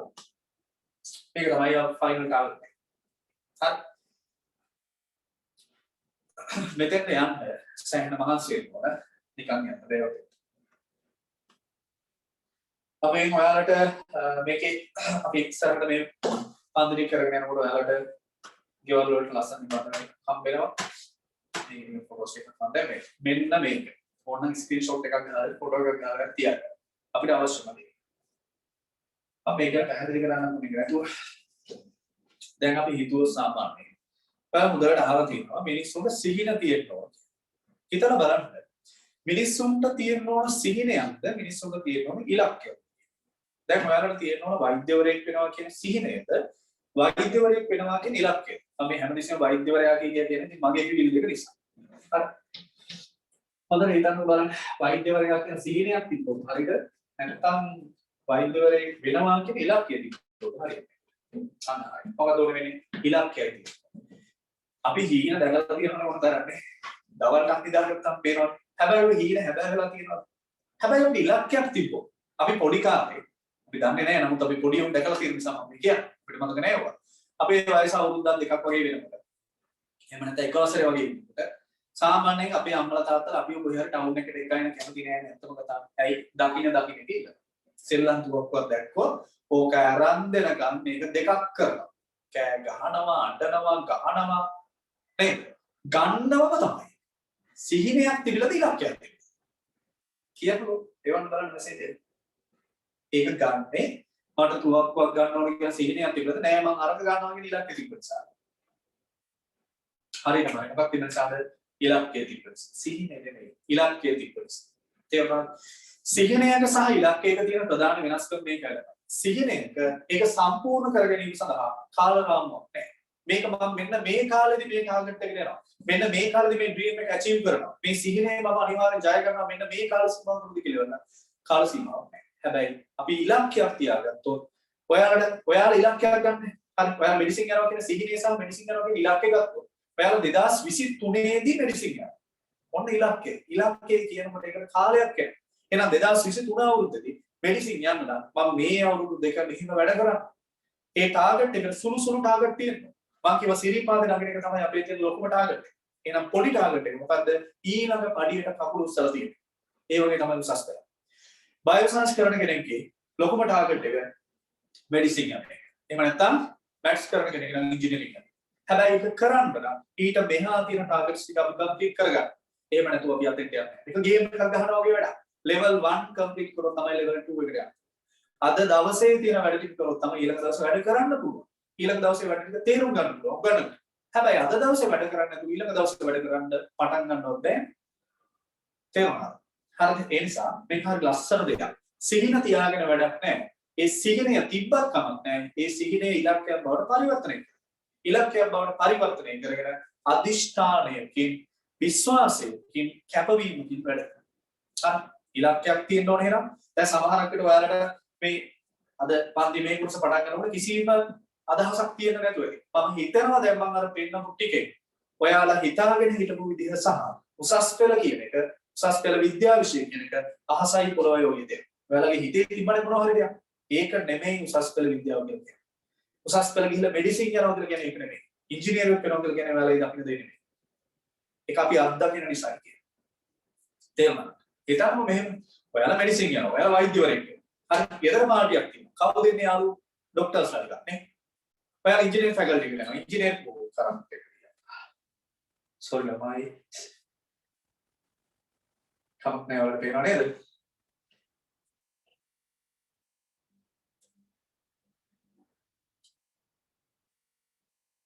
හරි අපි ප්‍රසන්ටේෂන් එක කරමු. හරි එහෙනම් අවශ්‍යම දේ තමයි මොකද්ද? අංක 1 නිවැරදි ඉලක්කයක් තියෙනවා. හරි. ඔය ඉලක්කේ නැත්තම් දැන්ම හදාගන්න. ඒ ඉලක්කය හදාගෙන බැලුනොත් එහෙම තමයි ඇත්තට ඉස්සරහට යන්න බෑ. හරිද? ඒ නිසා ඔය යන්නම් වාලේ පන්ති ගියා කියලා වෙලා ලංකාවේ ලොකුම ගුරුවරුන්ගේ පන්ති ගියා කියලා වෙලා පේපර් එක හදන මනුස්සයගේ පන්ති ගියත් වැඩ නැහැ. Tamanට ඉලක්කයක් නැහැ. තේරුණා? හරිද? ඒ නිසා අනිවාර්යෙන් අද මේ දැන් පන්ති ඉවරනකොට Taman ඉලක්කයක් හදාගන්න. අමතක වෙයි කියලා හිතනවනේ ඔය ඉලක්කය ඉලියලා පාඩම් කරලා ගහ ගන්නවා. මම අනිවාර්යෙන් මෙන්න මෙහෙම තරකට යනවා. හැබැයි ඔක තැන් වල කියන්න යන්න එපා. මම මෙඩිසින් ගිහිලා මිසක් පස්ස බලන්නේ මම ඉංජිනේරින් ගිහිලා මිසක් පස්ස බලන්නේ. එහෙම කියන්න යනකොටම අපි එතන ෆේල්. මොකද දැන් නිකන් හිතලා බලන්න. ගෙදරට තමන්ගේ අම්මා ලස්සන මල් පැලයක් ගෙන කියලා හිතන්න රුපියල් 3-4000ක් දීලා එහා ගෙදර එක්කෙනාට කියනවා මම මෙහෙම රුපියල් 3000ක් දීලා මල් පැලයක් ගෙනාවා එන්න බලන්න. කියනවද? කියන්නේ නැහැ. මොකද ඒක වටින දෙයක්. ඒක හංගලා තියාගන්න. මොකද ඒක වටේ පිටේ ඉන්න මිනිස්සු විනාශ කරන්න. අන්න ඒ වගේ තමයි ඉලක්කය. ඔයාලා බයෝසයන්ස් කරන්න පටන් ගන්න ඉලක්කයක් තියෙනවා නම් වෛද්‍යවරයෙක් වෙනවා කියලා. ළඟ ඉන්න තමන්ගේ අර කියන අපේ මැංගෝ ෆ්‍රෙන්ඩ් අඹේ යාළුවා උටවත් කියන්න එපා. මොකද ඒ මනුස්සයා අපි දන්නේ නැහැ යටින් ඉරිසියා තමක් කරනවාද කියලා. තේරුණාද? ඒ නිසා ඒක තමන්ගේ හිතේ තිබ්බන ගැට. දෙවෙනි කාරණේ හොඳ අදිෂ්ඨානයක් තියෙනවා. අනිවාර්යයෙන් මම කොහොම හරි මෙතෙන්ට යනවා අදිෂ්ඨානයක් තියෙනවා. හරි මම හිතන්නේ පැහැදිලිද මොකද මම මේ කියන්නේ. මම අනිවාර්යයෙන් මෙඩිසින් යනවා කියලා අදිෂ්ඨානයක් තියාගෙන රැලි වෙනකන් නිදාගෙන හරියන්නේ නැහැ. එහෙනම් තුන්වෙනි කාරණේ හොඳ කැපවීමක් තියෙනවා. හරි සාමාන්‍යයෙන් මම සයන්ස් කරන කෙනෙක්ගෙන් බලාපොරොත්තු වෙන කැපවීම තමයි සයන්ස් කරන කෙනෙක්ට බඩගින්න දැනෙන්නේ නැති වෙන්න ඕන. ඒක තමයි මූලිකම අවශ්‍යතාවය. හරි මහන්සිය දැනෙන්නේ නැති වෙන කෙනෙක් වෙන්න ඕන. ඒ දෙක තියෙනවා නම් එයාට හොඳ කැපවීමක් තියෙනවා. දැන් නිකන් හිතන්න සාමාන්‍යයෙන් නියුරෝ සර්ජන් හරි ස්නායු ශල්‍ය වෛද්‍ය කෙනෙක් ගත්තොත් ලංකාවට ඉන්නේ 7ක් නැත්නම් 8ක්. හරි නියුරෝ සර්ජන්. අහලා තියෙනවද? නියුරෝ සර්ජන් අහලා තියෙනවද? ස්නායු ශල්‍ය වෛද්‍ය. ලංකාවටම 7ක් 8ක් විතර තමයි ඉන්නේ. සුපිරිම ඩයට්. අර මෙයා මේ කෙනෙක් මොකක් එක්කද යාට සර්ජරි කරන්න තියෙන්නේ මොලේ සම. අල්ලා කරන්නේ නැහැනේ මේ කපන කොම්බුන කියලා අර කීයටක් වගේ එකක් අරගෙන සමහර ඉවරලා මොලේ කැලි බැලි එකට අරගෙන එක අංශු මාත්‍රයක චූටි වැරද්දක් වුණොත් එහෙම නැගිටිනකොට අත උස්සන්න බෑ අත කන්න නැහැ. කකුල කන්න නැහැ. එක්ක කතා කරන්න බෑ. ඕක හිතන්න මෙයා කොච්චර සිහියකින් වැඩ කරනවා. සමහර නියුරෝ සර්ජරි තියනවා ළමයි. උදේ 6ට පටන් ගත්තේ හවස 6ට ඉවර වෙනවා. පැය 12ක් එක දිගට හිටගෙන අර මනුස්සයා සර්ජරි. දැන් බඩගින්න දැනෙන කෙනෙක් වුණොත් හරිද? මහන්සිය දැනෙන කෙනෙක් වුණොත් එහෙම එයාට නියුරෝ සර්ජන් කෙනෙක් වෙන්න බලන්න කවදාවත් එයාට බෑනේ පැය 12ක් බඩගින්න. එයාට බෑනේ පැය 12ක් එක දිගට හිටගෙන වැඩ කරන්න. හරි. මම දකින දේ මෙච්චරයි. ඔයාලා විද්‍යාංශය ධාරාවක් තෝරගන්න. බයෝ සයන්ස් තෝරගෙන මෙඩිසින් යන්න. මැත්ස් කරන්න තෝරගෙන ඉංජිනේරින් යන්න. වෛද්‍යවරයෙක්ගේ සහ ඉංජිනේරුවෙක්ගේ ජීවන චක්‍රය තුළ ලයිෆ් සයිකල් එක ඇතුලේ එයාලා කරන දෙයක් තියෙනවා. එයාලා වැඩ මහන්සි වෙනවා අනිත් මිනිස්සු ගැන හිතනවා හොස්පිටල් එකට ඇවිල්ලා තව තැනක වැඩ කරනවා අර ඉන්නේ ඕම පුදුමාකාර ඇත්තටම බිසි ඉන්නේ. එහෙම බිසි වෙන්න පුළුවන් වෙන ශරීරයක් මෙතන හදාගන්න. එයා වැඩ කරනවා, ගෙදර යනවා, ආයෙ වැඩ කරනවා, ආයෙ පන්ති යනවා, ආයෙ වැඩ කරනවා. හරි. එහෙම චරිතයක් උනේ නැත්තම් අතෙන් යන්න බෑ. එහෙනම් වෛද්‍යවරයෙක් සහ ඉංජිනේරුවෙක් වෙන්න ඕන කරන සුදුසුකම් ටිකක් තියෙනවා. ඒ සුදුසුකම් ටික මෙතන හදාගන්න. එතකොට මේ විෂයන් තුන පාස්. එහෙම නැතුව පන්ති ගියා කියලා පේපර් එක හදන මනුස්සයෙක් නම් කියා ඔයාලා පාස් වෙන්නේ නැහැ. මම අර කියපු කරුණු තුන. ඉලක්කය, අදිෂ්ඨානය, කැපවීම. ඔය තුනම තිබ්බත් වැඩක් නැහැ. හතරවෙනි කාරණය. මොකද හතරවෙනි කාරණය විනය. මේක තමයි අත්‍යවශ්‍යම විනයක් තියෙනවා. දැන් විනයක් කියපුවම ඔයාලා හිතන්නේ සිල් සමාදන් වෙනවා කියන එකනේ. නෑ ඒක නෙමෙයි විනය කියලා කියන්නේ. විනයක් නමුත් ඒක නෙමෙයි මෙතෙන් ෆෝන් කරන විනය කියලා කියන්නේ. ෆෝන් එක ළඟ තියෙනවා විනාඩි 5ක් පාඩම් කරනකොට ආයෙ ෆෝන් එක ඔබන්න එක. විනය කියලා කියන්නේ එයා හිතන්න ඕන නෑ මම ඉඳගත්තේ පාඩම් කරා. ඒ නිසා මම ෆෝන් එක පැත්තකට දාලා මම පාඩම් කරන වැඩේ කරා. ඒක තමයි විනය. එයා පන්තියට යන්න ඉගෙන ගන්න කියලා හිතාගෙන. ළඟ ඉන්න එක ඇඟිල්ලකින් යනවා කියනවා මචං මේ මෙහෙමයි මොනවද බං අරුක් ගන්නවද කියලා අහනවා. හැබැයි මේ මනුස්සයා ලස්සන පාළුවේ පාඩම අහගෙන ඉන්නවා. ඒක තමයි විනය කියලා කියන්නේ.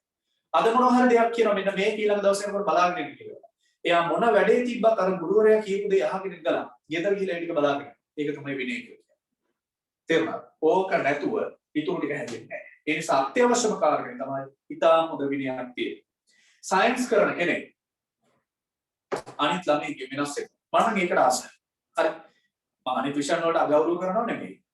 හරිද?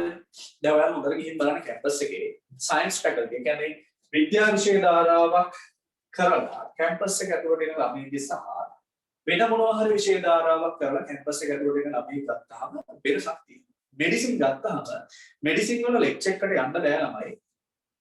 නිකන් සෙරප්පු කැලි දෙකක් දාගෙන යන්න බෑ. එළවනවා. ඩෙනිමක් ඇඳලා යන්න බෑ. එළවනවා. ටී-ෂර්ට් කැලි ගහගෙන ලෙක්චර්ස් යන්න බෑ. එළවනවා. රැවුල කපලා තියෙනවා. කොට් එක කපලා තියෙනවා. ඇයි? ඒක තමයි ඒ හදන්නේ විනය.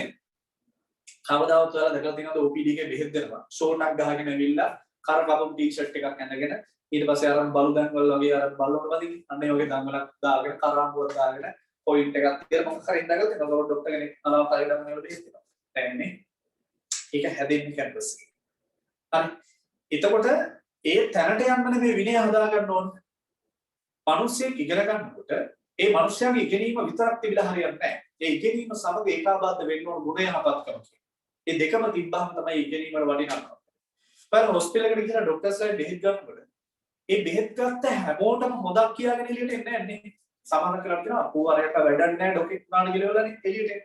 හැබැයි සමහරක් වෙලාවට ඔය බලන්න ඔය ආච්චිලාට එනවා කියන ලෙඩ ඒවට බෙහෙත් දෙන්න ඕනේ නැහැ කියලා මිනිස්සුත් එක්ක කතා කරනවාම හරියි. ඒ මිනිස්සු එළියට ආපුවම කියනවා හොඳ දොස්තර මහත්තයා. නේද? හොඳට කතා කරා හරි හොඳයි දරුවෙක් වගේ කියලා තමයි එළියට. එතකොට මේ දෙන්නම මෙඩිසින් දෙන්නම බයෝ සයන්ස් කරේ. දෙන්නම එකම ෆැකල්ටි හිටියේ. හැබැයි එක්කෙනෙක් ගුණය හපත්කම නැහැ. අනිත් එක ළඟ. එහෙනම් ඉගෙන ගන්නකොට ඒකත් එක්කම එකට එකතු කරගෙන යනකොට තමයි මේ ජීවිතය හරිය ලස්සන වෙන්නේ. හරිද? ඒ නිසා ඒක මෙතන ඉඳන් හදාගන්න. එතකොට ඔයාලා කවදා හරි මෙඩිසින් ගිහලා ඉන්ජිනියරින් ගිහලා එළියට එනකොට හොඳ මිනිස්සෙක් එළියට එනවා. ලොක්කෙක් නෙමෙයි හොඳ මිනිස්සෙක් එළියට. තේරුණා නේද? හා. යම් ඉස්සරහට. එහෙනම් මේක මතක තියාගන්න. අනිවාර්යයෙන් මේ පාඩම් කරන තැන ගහගන්න. අවශ්‍යම දේ ඉලක්කයක් තියෙන්න ඕන නැත්තම් හදාගන්න. අදිෂ්ඨානයක් තියෙන්න ඕන. කැපවීමෙන් වැඩ කරන්න ඕන. ඊටා හොඳ විනයක් තියෙන්න. මේව නැතුව ඉස්සරහට යන්න. හැබැයි විද්‍යා විෂය ධාරාවක් කරනවා කියලා ඉතලා සමහරුනේ මෙහෙම මතයක් තියෙනවා. හරි පාරේ යනකොට අඩි 20ක් විතර උඩින් යනවා. ඇයි? මම සයන්ස්. එහෙම බා. ඒක බොංක. හරි. නේද? දැන් සාමාන්‍ය නාට්‍ය හරි කොමස් හරි කරන ළමෙක් කියනවා කතා කරන්නේ. ඇයි? අපි සයන්ස්. සමහරක් වෙලාවට මේ පන්ති ඇවිල්ලා ඉවරලා මේ ඉස්සරම බැච් එකේ එනවා. ඇවිල්ලා අපි උගන්වනකොට එයාලා ලියා ගන්නෙ නැහැ. ඇයි? අපි මෙඩිසින් යන්නේ ඉගෙන ගන්න මේ A levels කරා. දැන් අපි ඩොකාලා අපිට පෙන්නන්නේ එහෙම වැඩක් නැහැ. ඉගෙන ගන්න බෑ. අපි නිහතමානී වෙන්න. හරි. අපි සහැල්ලුවෙන් මේක හිතන්න ඕන. සහැල්ලුවෙන් හිතලා දොලියෙන් කියන්නේ අපි පාඩම් කරනවා කියලා පැය 24ක් පාඩම් කරන්න ඕනේ නැහැ මේකේ. අර පොත්ගුලෙක් වෙන්න ඕනේ නැහැ සරලවම කියනවා. උසස් පෙළදී හරියට එක විෂයකට එක ගුරුවරයෙක් තෝරගෙන ලස්සනට ඒ උගන්වන දේවල් ටික ඔළුවට දාගෙන එදාට දෙන වැඩ ටික සම්පූර්ණ කරගෙන තමන් ගෙදර ඉඳන් සින්දුවක් ගන්න දෙමෝපියන් උදව් කරනවා ඒවත් කරගෙන හැම දෙයක්ම කරගෙන එතකොට තමයි මේ ජීවිතය ලස්සන. එහෙම නේද? වැඩක් නැහැ. හරි. ඊළඟ. එහෙනම් මගේ සුබ පැතුම් මේ පටන් ගන්න අලුත් වැඩසටහන. මෙතන ඉඳලා අපිට අවුරුදු 2ක කාල සීමාවක් ඉදිරියට යන්න තියෙනවා. අපි සාමාන්‍යයෙන් මම සහ අතරම අපි හැමෝම මොනවා හරි දෙයක් පටන් ගන්නනේ ඒක අපිට කරන්න පුළුවන් නම් විතරයි. කරන්න බැරි නම් ඒක බාර ගන්න. හරි. මේ වැඩසටහන ත්‍රිමාණ අධ්‍යාපන ආයතනය හරහා මූලික කරගෙන කරන මේ වැඩසටහන සඳහා අපි සහභාගී වෙන්නේ. අපිට ඇත්තටම මේකට සහභාගී වෙලා කරන්න පුළුවන්. එහෙම නැත්නම් මේක කරන්නේ. තේරුණාද? ඒ නිසා මොකද අපි දන්නවා අපි මෙතෙන්ට එන්න වෛද්‍යවරයෙක් එන්න කොච්චර මට්ටක් යනවද කියන මම. හරි. එතකොට අපි දන්නවා ඊට පල්ලෙහායි මෙතෙන්ට එන්න බලාගෙන ළමයි කොච්චර ආසාවෙන්ද මෙතෙන්ට එන්නේ. එතකොට එයාලා මගදී ඇදගෙන ගිහිල්ලා මගදී නතර කරලා දාන්න අපි සූදානම් නැහැ. අපි ඉගෙන ගත්ත මිනිස්සු. තේරුණාද? ඒකේ වටිනාකම දන්න නිසා අද මේ පටන් ගන්න වැඩසටහන කිසි දෙයකට බය වෙන්නපා. අපි ඉස්සරහ කරගෙන යනවා. දිගටම කරගෙන යනවා. ඔයාලගේ උදව්ව සහ කැපවීම මම අර කියපු හතර තියෙන්න ඕන වැඩ. නිකන් මේ පන්ති අර සාමාන්‍යයෙන් ඕලෙවල් පන්ති ගියා වගේ උගේ පන්තියක ගිහිල්ලා එහෙම බයලා මම කරන්නේ. වැඩ කරන්න ඕන. කවුරුවත් කියන නිසා නෙමෙයි. Tamanට දැනෙන්න ඕන මම මෙඩිසින් යනවා. මගේ දෙමෝපියන්ට මම කොහොම හරි කියලා ඇවිල්ලා මම වෛද්‍යවරයෙක්. මම ඉංජිනේරුවෙක්. ඒ සතුට දෙන්න. ඒ සතුට ඔයාලා තාම දීලා නැහැනේ. දැන් ඔයාලා දුන්න සතුටක් තියෙනවා. ශිෂ්‍යත්ව ලියලා. ඕලෙවල් ලියලා. ශිෂ්‍යත්ව ලියලා සමහරු පාස් ඇති සමහරු ෆේල්. දැන් හිතන්න පාස් වෙච්ච කෙනෙක් ගෙදර ඇවිල්ලා අම්මට කියනකොට අම්මා පාස්. කොච්චර සතුටක් තියෙනවද ඒක? අම්මා ෆේල් කියලා කියනකොට ප්‍රතිඵල එන්න කලින් නම් කියනවා කෝ ෆේල් වෙලා නම් ඉන්න එපා මේ හතරමයි මේ ගහලා එලවනවද? හැබැයි ෆේල් වෙලා ගිහින් කියවගෙන ගහලා එලවනවද? නෑ. ඒ අම්මට ඒ ළමයා ෆේල් වුණත් ඒ ළමයා තමන්ගේ දරුවා හරි ඒ දරුවට දුක දැනේ කියලා බනින්නේ නෑ සමහරක් විට. කමක් නෑ පුතේ. අපි සාමාන්‍ය පෙළ පාස් වෙනවා. අන්න හිත හදනවා. හැබැයි හිතේ යට කොච්චර දුකක් හිර කරගෙනද ඒ වචන ටික ඒ අම්මා හරියට තාත්තා හරියට දාන්න. තේරුණාද? සාමාන්‍ය පෙළ ඔයාලා විභාගෙ ලියනවා. සාමාන්‍ය පෙළ එක්සෑම් එක ලියුණාට පස්සේ ඒ 9ක් ආපු ළමයි කියන්නේ අම්මේ මට ඒ 9ක් තියෙනවා කියලා කියන්නේ මොනවා හරි ප්‍රතිඵලයක් කියන්නේ. ඔයාලා අනිවාර්යයෙන්ම මොකද ප්‍රතිඵලයක් කියන්නේ නැත්නම් සයන්ස් කරන්නේ බෑ. එතකොට ඒ කියද්දි පොඩ්ඩක් මතක් කරගෙන බලන්න අම්මගේ තාත්තගේ මුණිතිවි hina ඒ සතුට සල්ලි වලට ගන්න බෑනේ. එතකොට ඒ සතුටයි ඔයාලා බයෝ සයන්ස් කරලා මෙඩිසින් ගිහිල්ලා ඒ තුනක් දාන්න රිසල්ට්ස් එනවාද? හරි ඒ තුනයි බයෝ සයන්ස් කොහොමද කියනවද? අම්මේ නේද අම්මගේ පුතා එහෙම නැත්නම් අම්මගේ දුව දැන් දොස්තර කෙනෙක්. මම ඒක කියනවා. ඒ සතුට මම අත්දැක්කා සහ මගේ දෙමව්පියෝ අත්දැක්කා. ඒක කියන්න දෙන්නේ නැහැ. හරිද? ඒ නිසා හොඳට මහන්සිලා වැඩ කරන්න අපතේ යෑමක් නැහැ කිසි දෙයක්. අපි මහන්සිලා වැඩ කරා. අපි වැඩ කරන්නේ නැති වෙන තාක්කල් තමයි අපේ හැමදේම නැති වෙන්නේ. අපි වැඩ කරනකොට අපිට හැමදේම ළඟට එකතු කරගෙන මෙඩිසින් ගිහලා බාගෙට නතර වෙලා ඉවිල්ලා මම මේ ගන්නවා නෙමෙයි ඈ. හරි මට තියෙන SLMC නම්බර එක ශ්‍රී ලංකා වෛද්‍ය සභාවේ 37942. ඒ කියන්නේ මම මේ රටේ 37942 වෙනි වෛද්‍යවරයෙක්. හරි නේද? SLMC number. මේක හම් වෙන්නේ මෙඩිසින් දීලා ඔය වැඩ ටික ඔක්කොම කරාට මම මේ ලිව්වේ වෙන කොටක් නෙමෙයි ඔයාලට කියන දන්නේ නැහැනේ හරි ඒ නිසායි මම හරිද නැත්නම් ඔයාලට දෙන්න මොකද දන්නේ නැහැ මුන් ඇත්තටම වෛද්‍යවරුත් දන්නේ නැහැ වෛද්‍යවරු එතන තිබ්බ අවුරුදු 5මාරක කාල සීමාව ඊට අමතරව වෛද්‍ය වෘත්තියේ තිබ්බ අවුරුදු 4ක සේවාව ඊට අමතරව මම A level උසස් පෙළ පන්ති කරන් පටන් ගත්තේ 2013 බැච් එකට පටන් ගත්ත පන්ති ඉතලා අන්තිමට ලිව්වේ 2020 බැච් එක හැමදාම මේ සාමාර්ථ මෙඩිසින් ඉංජිනේරින් තියෙනවා හරි එතකොට මේ තියෙන අත්දැකීම් ඔක්කොම ටික මට පැය දෙකකින් විස්තර කරන්න බෑ මට කරන්න පුළුවන් ටික තමයි මම මේ විස්තර කරලා පැහැදිලි කරලා දුන්නේ හරි මට කියන්න දැන් ඔයාලා මේ පන්තියේ පටන් ගන්නකොට හිතියට වඩා මොනවා හරි අදහසක් දැන් වලගොඩු තියෙනවා එච්චරයි වෙන්නේ ගන්න එක මේ මේ ඉස්සරහට කරමු ඉස්සලා අපි ඔළුව හදා ගන්නවා මේක මම කිව්වා ට්‍රිප් එකක් කරනකොට දැනගන්න ඕනේ යන්නේ කොහෙද කියලා දැන් අර ඉලක්කය කියන එක හදාගන්න පොඩි පොඩක් පැහැදුනා තියෙනවා හරි නියමයි ඒක තමයි වෙන්නේ සතුටේ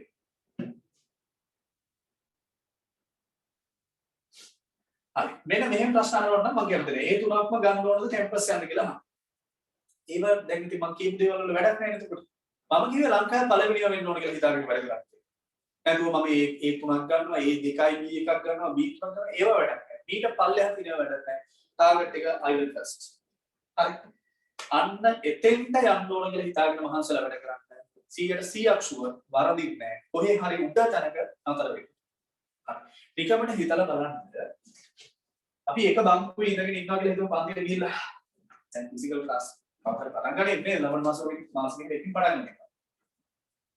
බයෝ කරන දෙන්නෙක් ඉන්නවා. හොඳ ගජ යාළුවෝ දෙන්න පෙර පාසල් යන දවසේ ඉඳලා දෙන්නම බයෝ කරන්න දැන් උසස් පෙරට.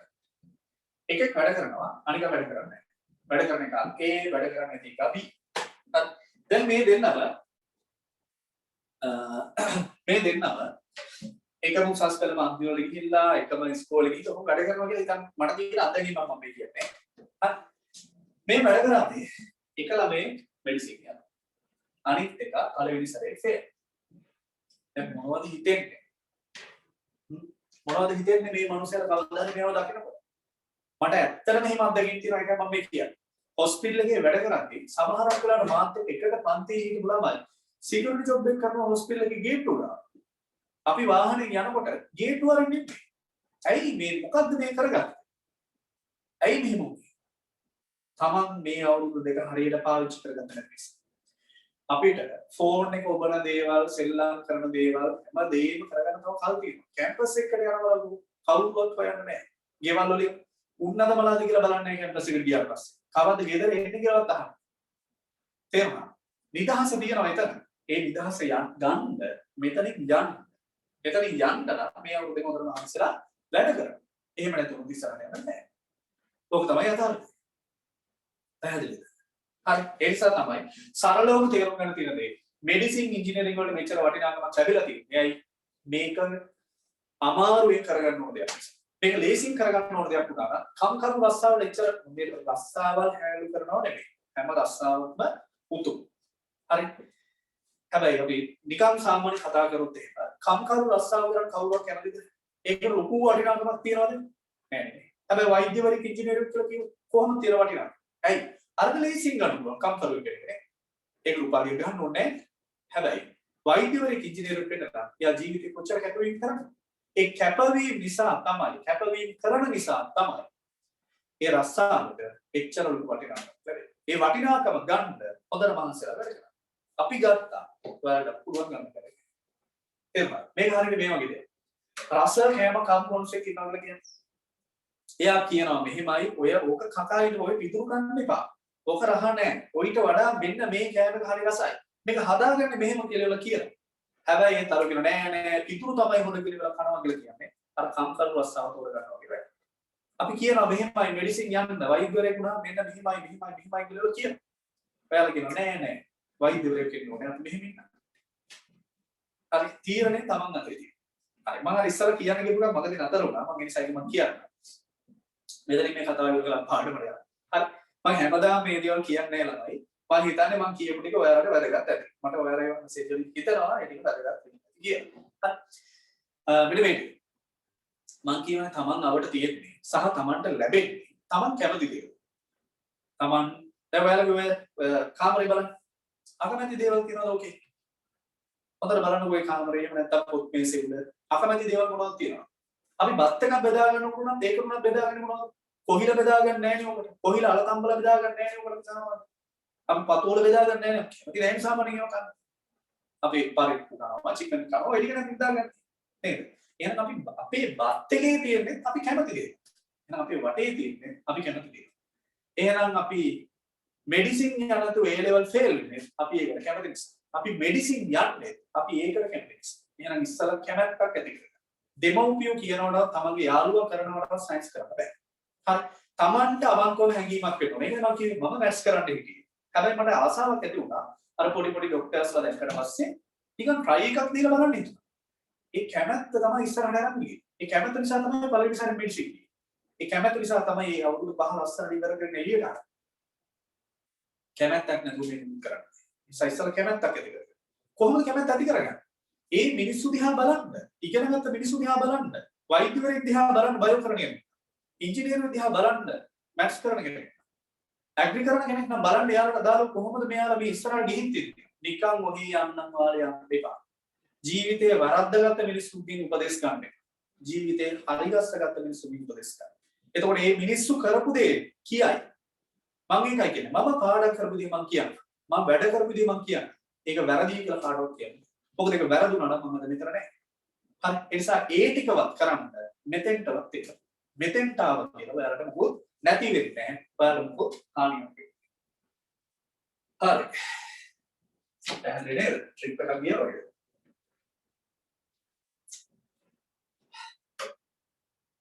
දැන් තියෙන විතර දේවල් මම එක කිව්වේ ඔය තියෙන අත්දැකීම් ඔක්කොම ටික මට පැයකින් කියන්න බෑ. පැයක් කතා කරා. ඔය පැයෙන් ඔක්කොම කියන්න බෑ. වැඩ කරන්න ඕන විදිහක් තියෙනවා. මේ ලස්සන ගමනක් මේ.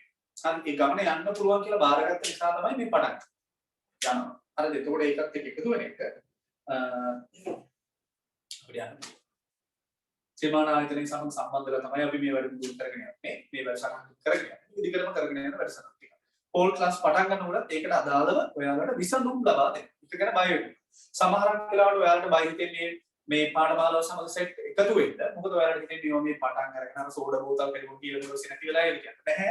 වගකීමෙන් කියනවා. මම කියවනේ ඉගෙනගත්ත මිනිස්සේ කවදාවත් ඉගෙන ගන්න මිනිස්සෙට වලකපන්නේ අත දෙනවා මිස. ඒ නිසා මේ ගමන යන්න බාරගත්තේ කරන්න පුළුවන් නිසා. ඒ නිසා යනවා 22කට බලන්න. හරි. හරි.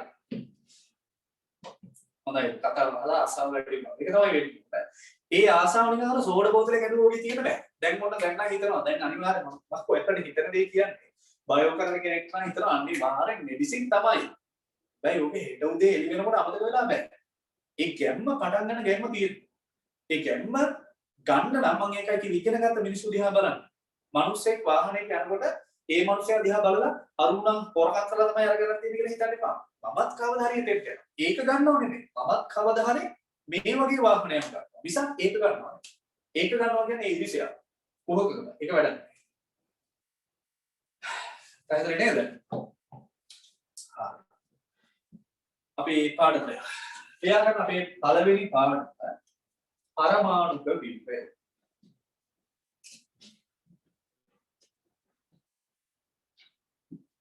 පරමාණුක විප්ලවය. අපි ඉංග්‍රීසියෙන් කියනවා atomic structure.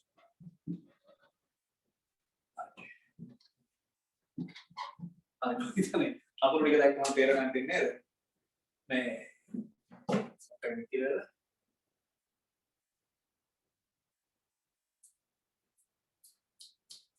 හරි.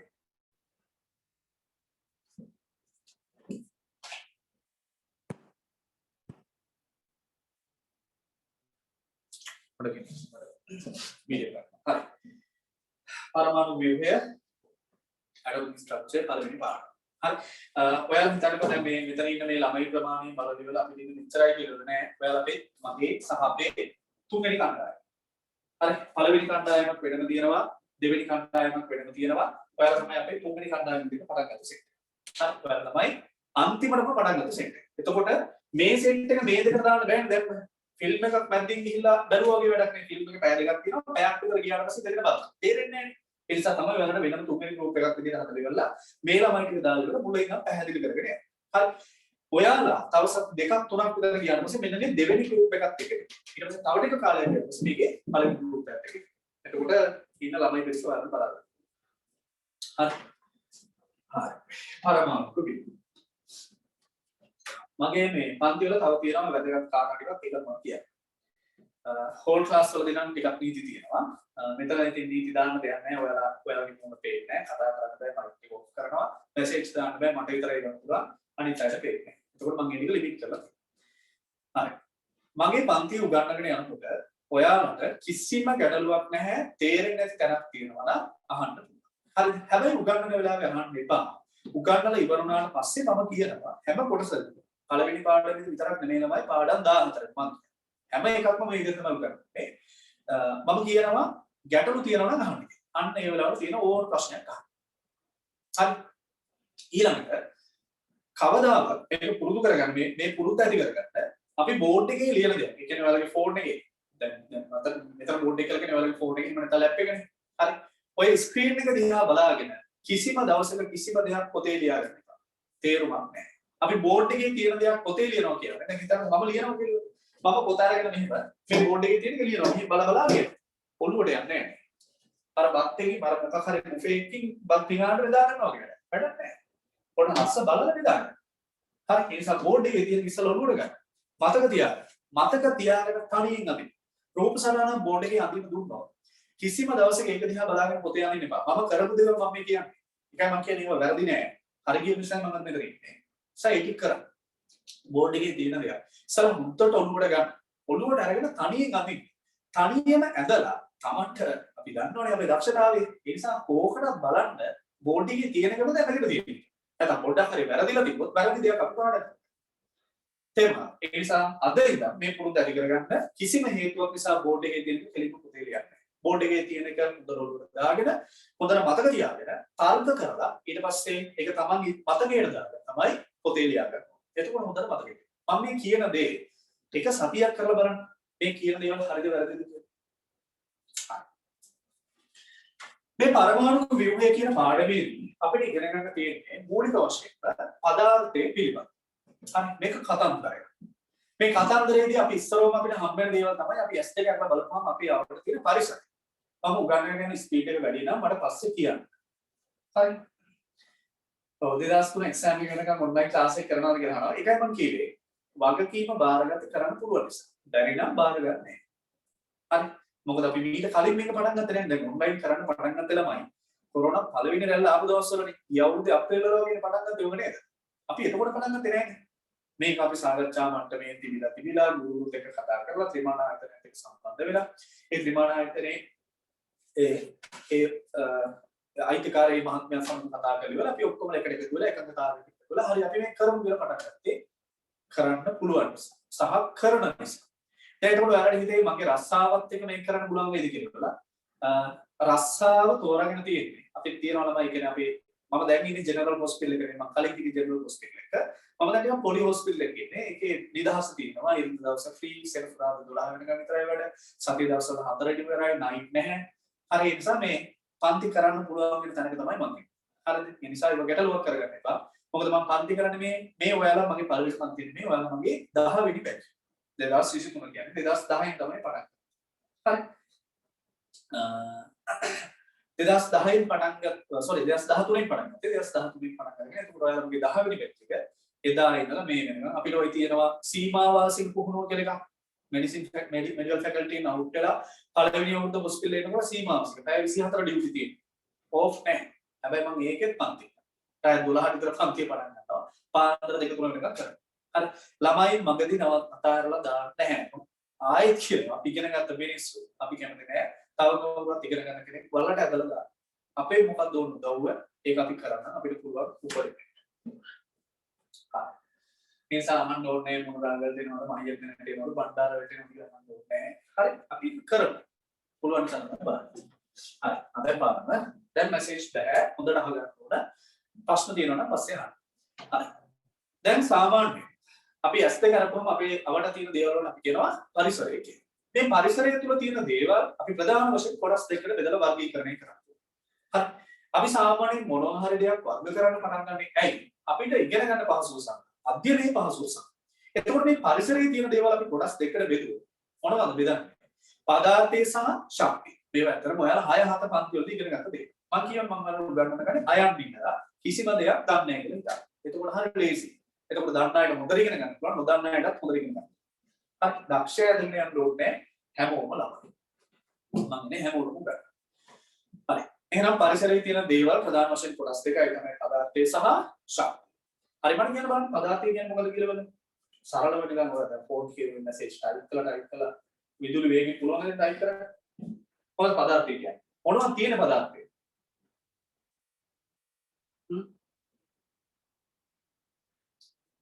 පරිමාවක් තියෙනවා. තව ස්කන්ධයක් තියෙනවා. තව ඔයාලගේ උත්තර මම කියන්නේ. එහෙමද? හරි. අපි සාමාන්‍යයෙන් මොනවා හරි දෙයක් ළමයි ඉගෙන ගන්නකොට අපි දන්න දෙයක් පාවිච්චි කරනවා. සාමාන්‍යයෙන් මේ රසායන විද්‍යාවේ මම ඔයාලට ලස්සන උදාහරණ සෙට් එකක් කියනවා. හරි ලස්සනයි උදාහරණ සෙට් එක. ඒ උදාහරණ සෙට් එක අර උත්තර ගොඩක් එනවා. ඒ උදාහරණ සෙට් එකේ ලෝහ කියලා කියන්නේ පිරිමි ළමයි. කියන්නේ කොල්ලෝ. හරි. අලෝහ කියලා කියන්නේ කෙල්ලෝ. කියන්නේ ඒ වගේම ධනායන කියලා කියන්නේ කොල්ලෝ, ඍණායන කියලා කියන්නේ කෙල්ලෝ. මෙන්න මෙහෙම ගත්තාම රසායන විද්‍යාවේ අපිට ඉගෙන ගන්න තියෙන පාඩම් 14ක් හරි සරලව උඩට දාන්න. ධන මොකද වෙන්නේ? මොකද වෙන්නේ? ධන. ආකර්ෂණය වෙන අනුගාව. නෑ විකර්ෂණය වෙන. ඍණ මොකද වෙන්නේ? ඒත් විකර්ෂණය වෙන. එහෙනම් මොනවාද ආකර්ෂණය වෙන්නේ? ධන සහ ඍණායන. හරි. මේ වගේ හරිය ලස්සන උදාහරණ ටිකක් ආවර්තිතා වගේ එහෙම ෂෝක් කතා ටිකක් තියෙනවා. ලස්සනට මතක තියාගන්න කවි ටිකක් තියෙනවා. ඒවා ඇසුරෙන් මතක තියාගන්න ඕන හරිම ලේසි. තේරුණා? නැතුව අපි සරලවම කියනවා මොන જાතියින් හරි කමන්නේ අපිට මේක මතක තියාගන්න ඕන වෙලා තියෙනවා. එතකොට මතක තියාගන්න ඕන නිසා අපිට මොනවා හරි ක්‍රමවේදයක් පාවිච්චි කරන්න ඕනේ. තේරුණා? අපි පාඩම් කරන ක්‍රම ගැන මේ ගොඩක් කියලා දෙන්න. විශේෂ කරුණු අපිට ඉගෙන ගන්න පුළුවන්. හරිද? ඒක ගැන ගැටලුවක් තියාගන්න එපා. නමුත් මේ ඉගෙන ගන්න විශේෂ කරුණු අපි හරියට කොහොමද මේ සම්බන්ධ කරගන්නේ අපි මතක තියාගන්න කොහොමද කියලා මතක තියාගන්න ඕනේ. ඒ කරුණු ගැනයි මම මේ කියන්නේ. සාමාන්‍යයෙන් ඔයාලා බෙහෙත් ගන්න ගියපුවාම අපි හිතන කොහෙන් කැක්කමක් හැදලා බඩේ කැක්කමක් එහෙම නැත්නම් පපුවේ කැක්කමක් හැදලා බෙහෙත් ගන්න ගියා කියලා කියන්නේ. ඕනම ડોක්ටර් කෙනෙක් මේ ලෝකේ ඕනම ડોක්ටර් කෙනෙක් අහන ප්‍රශ්න ටිකක් තියෙනවා. ඒ ප්‍රශ්න ටික තමයි මේක. සොක්‍රටිස්. මෙන්න මෙහෙම මතක තියාගන්න. මේක හැමෝම මතක තියාගන්න එක වයි. S එකෙන් අදහස් කරන්නේ සයිට් එක. පපුවේ කැක්කමයි කියපුවාම පපුවේ ඒක දැන් තියෙනවනේ. කොහෙද රිදෙන්නේ? අහනවනේ මොකද තමයි පළවෙනි ප්‍රශ්නේ අහන්න ඕන කියලා. එතකොට එයා කියනවා මෙතන රිදෙනවා. ඊට පස්සේ ඕක කියන ඔන්සෙට් එක. කොයි වෙලේ ඉඳන් රිදෙන්න පටන් ගන්නවා. අනවනේ එක. ඊට පස්සේ C කියලා කියන කැරක්ටර් එක. මොන වගේ කැක්කුමක් දෙන්නේ? මිරිකනවා වගේ කැක්කුමක්ද නැත්නම් අනිනවා වගේද? තැවිල්ල වගේද? හරි. ඒ වගේ ඉතින් මේ දින R කියන්නේ රේඩියේෂන් එකේ කැක්කුම කොහෙට හරි යනවා වගේ දැනනවා. ඒ කියන්නේ ඇසෝෂියේටඩ් ෆැක්ටර්ස්. ඒ කියන්නේ මේ කැක්කුම එනකොට ඔයාලා කලන්ත කරගිලා පමණ යනවා කියනවා. T කියලා කියන්නේ ට්‍රිගරින් ෆැක්ටර්. මොකක් වුණාමද මේක පටන් ගන්නෙ? හරි. මේ වගේ මතක තියාගන්න පුළුවන්. දැන් මේ මෙඩිසින් ඉන්න අපි පාඩම් කරගෙන ඉන්නේ. සොක්‍රටිස් කියන්නේ ජීවිතේ නම් වෙන්නේ නැහැ නේ. එතකොට මේ අකුරු වලින් අපිට එක එක ගන්න. තේරුණා? හරි. දැන් සොක්‍රටිස් කියන්නේ ඔයාලට වැඩක් නැහැ. මම දන්නවා. හරි. හැබැයි පාඩම් කරන ක්‍රමයේ මේ තමන්ට තියෙන්න ඕන මෙන්න මෙහෙම මේක මතක තියාගන්න. ඒ වගේ ක්‍රම ටික කෙමිස්ට්‍රි වල තියෙනවා. ඒක ඔක්කොම මට අද කියන්න බෑ. ඉස්සරහට කියන්න. ඒ අදාළ කොටස උගන්වනකොට මම පැහැදිලි කරලා දෙනවා. මේ කොටස මෙන්න මේක ඉගෙනුවා හරි. පැහැදිලි. නිසා තමන් පාඩම් කරගන්න තමන්ට ක්‍රමවේදයක් හදාගන්න. ඊළඟ එක තමයි පුළුවන් තරම් උත්සාහ කරන ළමයි පාඩම් කරද්දී ඒවා අපි මේ රූප සටහන ඇසුරෙන් මතක තියාගන්න. දැන් සාමාන්‍යයෙන් අපිට අපි මොනවා හරි දෙයක් දිහා දැක්කම අපි ඉස්සරව ග්‍රහණය කරගන්නේ මොකක්ද? ඒකේ තියෙන රූප සටහනනේ. පොතක් බලනකොට අපිට අංගලම රූපේ. අපි ඒක පොඩි කාලේ ඉඳන් පුරුදු කරලා තියෙනවා. අපිට ඉස්සරවම අකුරු කියවන්න බෑනේ. අපිට පින්තූර තමයි පෙන්නන්නේ. මේක මෙහෙමයි කියන්නේ. මතකනේ අපි දැකලා තියෙනවා පොඩිට. මේ දෙමව්පියෝ කියලා දෙන්නේ. එහෙනම් ඉස්සර පින්තූර මතක තියාගන්න පුරුදු වෙච්ච අපි දැනටත් අපිට මතක තියාගන්න පුළුවන් පින්තූර. ඒ නිසා පින්තූරයක් ඇඳලා පුළුවන් තරම් උත්සාහ කරගන්න ඒක ඇසුරෙන් මතක තියාගන්න. ඊට පස්සේ පින්තූරේ මතක් කරගෙන උත්තර ලියන්න. බයෝ වලට එහෙම නියමයි. ඊළඟට ෂෝට් නෝට් හදන්න ඕන ක්‍රමයක් තියෙනවා. දැන් ඔයාලා ෂෝට් නෝට් හදන්නේ කොහොමද? දැන් අපි උදාහරණයක් විදිහට හිතුවොත් නිව්ටන් නියම වලට ෂෝට් නෝට් හදනවා කියලා හිතන්න. නිව්ටන් නියම වලට ඔයාලා ෂෝට් නෝට් හදනවා නම් ඔයාලා කොහොමද දන්නේ? මේවා අතිශය වැදගත්. මම මේක හැමදාම කියන්නේ නැහැ. නිව්ටන් නියම වලට ඔයාලා ෂෝට් නෝට් හදනවා නම් හදන්නේ නිව්ටන් නියම පළමුව නියමයි කියලා ලියලා මේක චූටියට ලියන්න. දෙවන නියමයි කියලා පොඩි එකට ලියන්න. තුන්වෙනි නියමයි කියලා පොඩි එකට ලියන්න. දැන් ෂෝට් පොඩි කරලා ලියන්න. ෂෝට් කියන්නේ කෙටිනේ. මේක ෂෝට් නෝට් නෙමෙයි. මේක ස්මෝල් නෝට්. පොඩි සටහන. අර තියෙන අකුරු ටික ඔක්කොම මේක ලියන්න. හරි. මම මේ අහන ප්‍රශ්නට අවබෝධ උත්තර. ඔයාලා O level paper එක අතර අරගෙන ලියන්න පටන් ගත්තාම සමහර ප්‍රශ්න දකිද්දි මතක් වුණා නේද? මේක පොතේ තිබ්බද කියලා. උත්තරේ පොතේ තිබ්බ කියලා මතක් වුණා නේද? ලියපු පාඩත් මතකයි. ඒක උගන්වපු දවසත් මතකයි. උගන්වපු දවසේ ඇදගෙන ගියපු එකත් මතකයි. උගන්වන දවසේ සර් ඇදගෙන ආව මොකද්ද කියලා මතකයි. හැබැයි කවුනේ කියන්නේ? තියෙන්නේ මොකද කියලා මතක් වෙන්නේ නැහැ. උනාද නැද්ද? ඔය කියන්නේ. ඒක වෙලා තියෙනවා. ඇයි? ඒක උනේ ඔයාලා මෙන්න මේ ටික පාඩම් කරන්න උත්සාහ කරන නිසා. ඔයාලා ෂෝට් නෝට් එක මේ විදිහට හදපු නිසා මේක ෂෝට් නෝට් එක හදන්න ඕනේ මෙහෙම නෙවෙයි. ප්‍රශ්න විදිහට ෂෝට් නෝට් එක හදන්න. හරි. මේකට අදාළව මම ෂෝට් නෝට් එක හදන්නේ මෙහෙම. නිව්ටන් නියම තුන මොනවාද? මේක ෂෝට් නෝට් එක. හරි. මේක තමයි ෂෝට් නෝට් එක. දැන් මේක අපි පාඩම් කරනවා. ෂෝට් නෝට් එක අරගෙන නිකන් ඉන්න ගමන් ඔහේ බලනවා. පළවෙනි කාරණේ නිව්ටන් නියම තුන මොනවාද?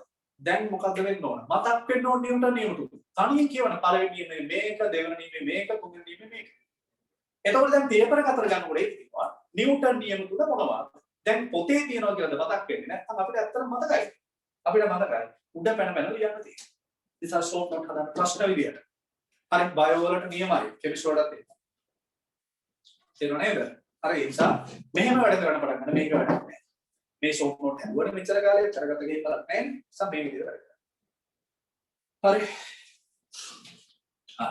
අනිත් කාරණේ තමයි ඔයාලා මොනවා හරි නොදන්න අලුත් කරුණක් අලුතින් ඔළුවට දාගන්න ගියපුම ළමයි. ඒක දන්න දෙයක් අසුරෙන් ඔළුවට දාගන්න උත්සාහ කරනවා. තේරුණාද? දැන් හිතමු මේ මම දැන් ඔයාලගෙන් හෝ පදාර්ථය කියන්නේ මොකද? ඕක කටපාඩම් කරන්න ඕනේ ස්කන්ධයක් සහිත අවකාශයේ ඉඩක් ගන්නා ද්‍රව්‍යයක් තමයි පදාර්ථය. එහෙම එපා.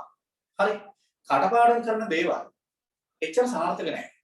හරි. දැන් මම කියනකොට ජාතික ගිය හැමෝටම කියන්න පුළුවන්ද? මම මේ ඔයාලා දන්නේ නැති පොයින්ට්ස් මේ මතක් කරලා දෙන්නේ. ජාතික ගිය හැමෝටම කියන්න පුළුවන්ද? හැමෝම දන්නව නේද? ඔව්. හැමෝම දන්නවා. දැන් මම කියනවා ජාතික ගිය තනියෙන් කියන්න පුළුවන්. ජාතික ගිය තනියෙන් කියන්න පුළුවන් කියනකොට. තනියම කියන්න කියලා. ඇත්ත කතා කරමු. පුළුවන්. බෑනේ. මුල මතක නැහැ. එක්ක මැද මතක නැහැ. එක්ක අග මතක නැහැ. ඕක තමයි තියෙන ප්‍රශ්නේ. කඩපාඩම් කරගම ඕක තමයි. හරි මුල මතක් කරන්න කියලා කියනවා. මැද පොඩ්ඩක් මතක් කරන්න කියලා කියනවා. වරදිනවා. කඩපාඩම් කරන දේවල් විතර ලියන්න. අපි මතක තියාගන්න කඩපාඩම් කරලා නෙමෙයි.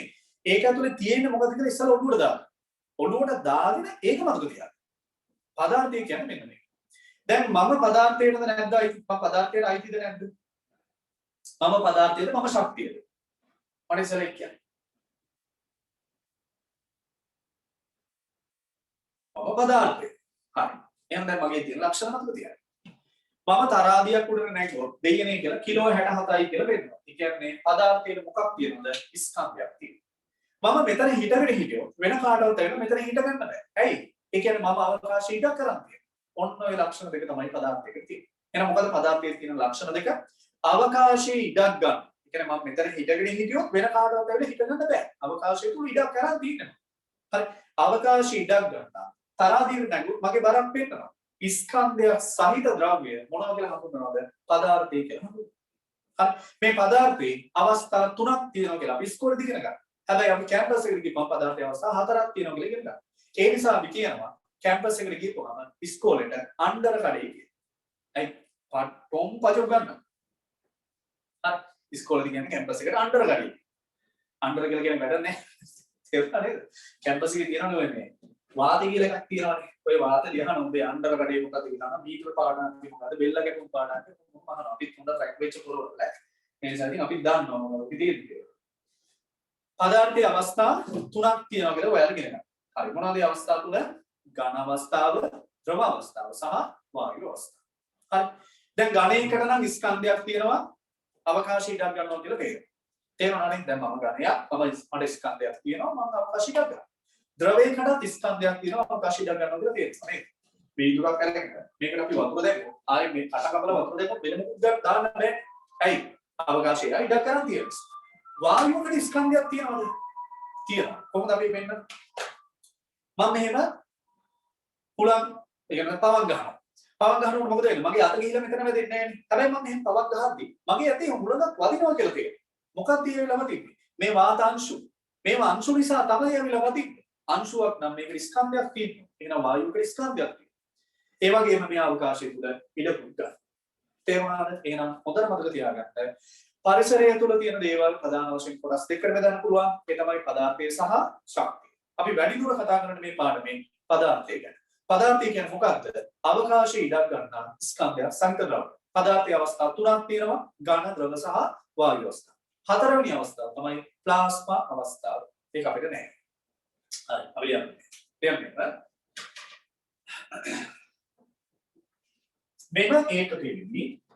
මෙම ඒකකෙදී අසාමාන්‍ය ටියුබ්ස් දීලා කරන්නේ නැහැ. මොකද මේ ටියුබ්ස් දීලා කරපුවම මම දරන මතේ මම කියන්නේ ළමයිට මතක හිටිනවා අඩුයි. සාමාන්‍යයෙන් අපිට මතක තියෙන්නේ අපි ලියපු දේවල්. ඒ නිසා මම පාඩම් ලියලා තමයි කරන්නේ. ටියුබ්ස් දෙන්නේ ප්‍රශ්න කිරීම සඳහා. මෙම ඒකකයේ යටතේදී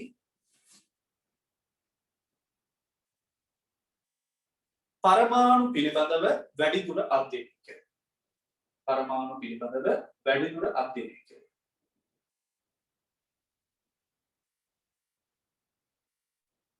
පරමාණු පිළිබඳව වැඩිදුර අධ්‍යයනය කරනවා. එහෙනම් මේ පරමාණු ගැන තමයි මේ පාඩමේදී වැඩිදුර කතා කරන්නේ. පරමාණුවට යන්න නම් අපි යන්න ඕනේ මම කියුවා මේක කතන්දරයක්. කතන්දරේ පටන් ගන්න කොහෙන්ද? අපි S2 කරපුවම අපිට පේනවා. අපිට S2 කරපුවම මොකද පේන්නේ? පරිසරය. ලියන්නේ නේද? සාමාන්‍ය තරුණ පොත දාලා ලියා ගන්න නෝට් එක ලස්සනට ලියා ගන්න. මොකද ඔක මම නෙවෙයි පාඩම් කරන්නේ ඔයාලා පාඩම්. ඔයාලා කොහේ ගිහිල්ලා මොනවා ඉගෙන ගන්න තිබ්බක් කමන්නේ. මෙතන ඉඳලා ලස්සනට කරගෙන යන්න. අපි අතාරින්නේ නැහැ. තේරුණාද? කවුරු මොනවා කිව්වත් අතාරින්නේ නැහැ. අවට පරිසරය තුල ඇති ද්‍රව්‍ය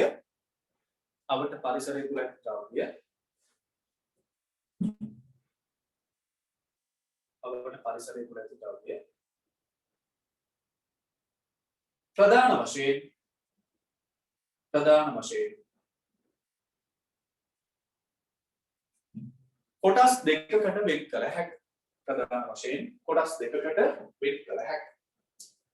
ප්‍රධාන වශයෙන් කොටස් දෙකකට වෙන් කළ හැකියි.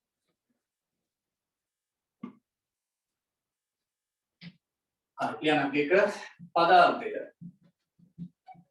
දෙක ශක්තිය. මේක අපි වැඩිදුර කතා කරන්නේ පදාර්ථය. එක පදාර්ථය දෙක ශක්තිය. දැන් ඔය ෂෝට් නෝට් එක හදනවා නම් ෂෝට් නෝට් එක හදනකොට කොහොමද? පරිසරය තුල ඇති ද්‍රව්‍ය කොටස් කීයද? එහෙම නැත්නම් කොටස් දෙක මොනවද? ඒක දැක්කම මතක් වෙන්න ඕන හරි පදාර්ථය සහ ශක්තිය. එතකොට ඊළඟ ෂෝට් නෝට් එකේ එන්න ඕන ඊළඟ වාක්‍යයේ පදාර්ථය යන කුමක්ද? ප්‍රශ්නයක් විදිහට තමයි ෂෝට් නෝට් එකේ තියෙන්නේ. හරි. එතකොට ඒක දැක්කම ඔයාලට මතක් වෙන්න ඕන. අවකාශය ඉඩක් ගන්න ස්කන්ධයක් සහිත ද්‍රව්‍යයක් පදාර්ථයක්. එතකොට ඊළඟ ෂෝට් නෝට් එකේ ඊළඟ කරුණු විදිහට තියෙනවා. උත්තර ලියන්නේ නැහැ ඒකේ. ප්‍රශ්න ටික විතරයි තියෙන්නේ. ඊළඟට මතක් වෙන්න ඕන. ඊළඟ ෂෝට් නෝට් එකේ ඊළඟ කරුණු විදිහට ඔයාලා තියෙනවා. පදාර්ථයේ තියෙන අවස්ථා තුන මොනවද? අවස්ථා තුන. ඉලක්කම මතක තියාගන්න. එතකොට අපිට දෙකක් මතක් වුණා ඊළඟ එක මතක නැති වුණාම ටක් ගාලා පොත ගත්තා දිග ඇරියා කියනවා. තේරුණා නේද? නිසා මේ විදිහට පාඩම් කරන්න බල දෙන්නේ. මම ඇත්තට මේක කරා නෑ. පදාර්ථය ශක්තිය. ඊළඟ කරුව පදාර්ථය යන. ඒක කියලා ගන්න ලියන්නේ කැරේ. පදාර්ථය යන කියලා ඒක කියලා ගන්නවා.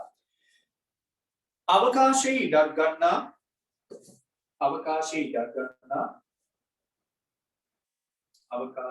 ගන්නා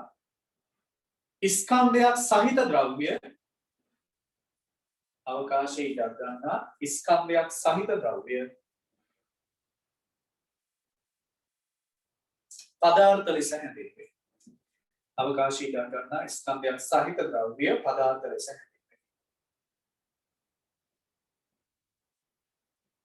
අවකාශ ඉඩක් ගන්න ස්කන්ධයක් සහිත ද්‍රව්‍ය පදාර්ථය සැඟ. එය අවස්ථා තුනකින් සමන්විතයි. එය අවස්ථා තුනකින් සමන්විතයි. හරි අපි ලියාගමු පදාර්ථයේ අවස්ථා තුන මොනවද කියලා. එය අවස්ථා තුනකින් සමන්විතයි. එක ඝන අවස්ථාව අපි දාන සංකේතය S solid කියනවා. පෙන්නන්න S කියනවා. දෙක ද්‍රව අවස්ථාව. ද්‍රවයකට අපි බේසිකලි ලික්විඩ් කියලා ඒක සම්පූර්ණ සිම්පල් එකලා පොඩ්ඩක්. තුන වායු අවස්ථාව. වායුවට අපි ගෑස් කියලා කියන නිසා G කියලා. සිම්පල් අදු පාවිච්චි කරනවා. මේවා මෙහෙම ලියාගෙන මොකද අපි දැකලා තියෙනව නේද? ප්‍රතික්‍රියාවේදී සෝඩියම් ධන HCl, කම්පියලරේදී සෝඩියම් ධන HCl ලික්විඩ් කරන්නේ. මේ අවස්ථාවෙන් දරගන්න. මේ අපි ඉස්සරහ කතා කරන දේවල්. අපි දැනට ඉතින් පොඩි අදහසක් තියන්න. ඝන ද්‍රව සහ වායු. සාමාන්‍යයෙන් මේ අපි කියන්නේ මම මේ A level chemistry වලට note එක දෙනකොට අපි අර කියන්නේ short and sweet කියලා අන්න ඒ note එක තමයි ඔයාලට හම්බෙන්නේ. හරිද මේකේ මේ අර ජාතක පොත වගේ ලොකුවට නෑ. මොකද මම දන්නවා ඔයාලා A level කරන්නේ ඒකේ. ඔයාලා දන්නවද ඒක? ඇයි ඔයාලා A level කරන්නේ? කියනකො බලන්න. ඇයි A level කරන්නේ? අපි නිකන් රසායන විද්‍යාවට මාර කැමති, භෞතික විද්‍යාවට හරි කැමති, විද්‍යා විෂය ධාරාවට හරි කැමති ඒ නිසා මම ඒවට හොඳට දැනගන්න ඕන. සාමාන්‍ය පෙළ උගන්වන්නදී අපිට ඒවට අවශ්‍ය කරන ඒ නිසා උසස් පෙළදී මේව මුහුකුරා යන විදිහට දැනුමක් ලබා ගන්න ඕන. ඒකට මේ උසස් පෙළ කරන්නේ. නෑනේ. මොකක්ද හේතුව? A level පාස් වෙන්න ඕන. මෙඩිසින් යන්න ඕන. ඉංජිනේරින් යන්න ඕන. නිසා මේවා මේවට තියෙන අබ්බැහිකමකින් කරනව නෙමෙයි. තේරුණාද? ඒ නිසා මෙඩිසින් යන්න, ඉංජිනේරින් යන්න ඕන කරන ටික විතරක් දැනගන්න ඕනේ. එක්සෑම් එකට අහන්නේ බල්ලගේ නැට්ට ගැන නම් අපි කන දේවල් ගැන ඉගෙන ගත්ත කියලා වැඩක් නෑ. ඒක දැනගන්න එක හොඳයි. අපිට කතා කරන්න පුළුවන්. මෙහිමයි කියලා නෝට් එක පුරවන්න පුළුවන්. හැබැයි ඕනේ නැට්ට විතර. අපි අර කන දේ ගැන පැහැදිලි කරන්න ගියොත් එහෙනම් මොකද වෙන්නේ? ළමයා දන්නේ නෑ කොයි ටිකද පාඩම් කරන්න ඕන, කොයි ටිකද පාඩම් කරන්න ඕනේ නැත්තේ. ඒ නිසා ඕන ටික විතරක් ලියාගන්න ඕනේ. තේරුණා නේද? එන්න පදාර්ථයේ පිළිබඳව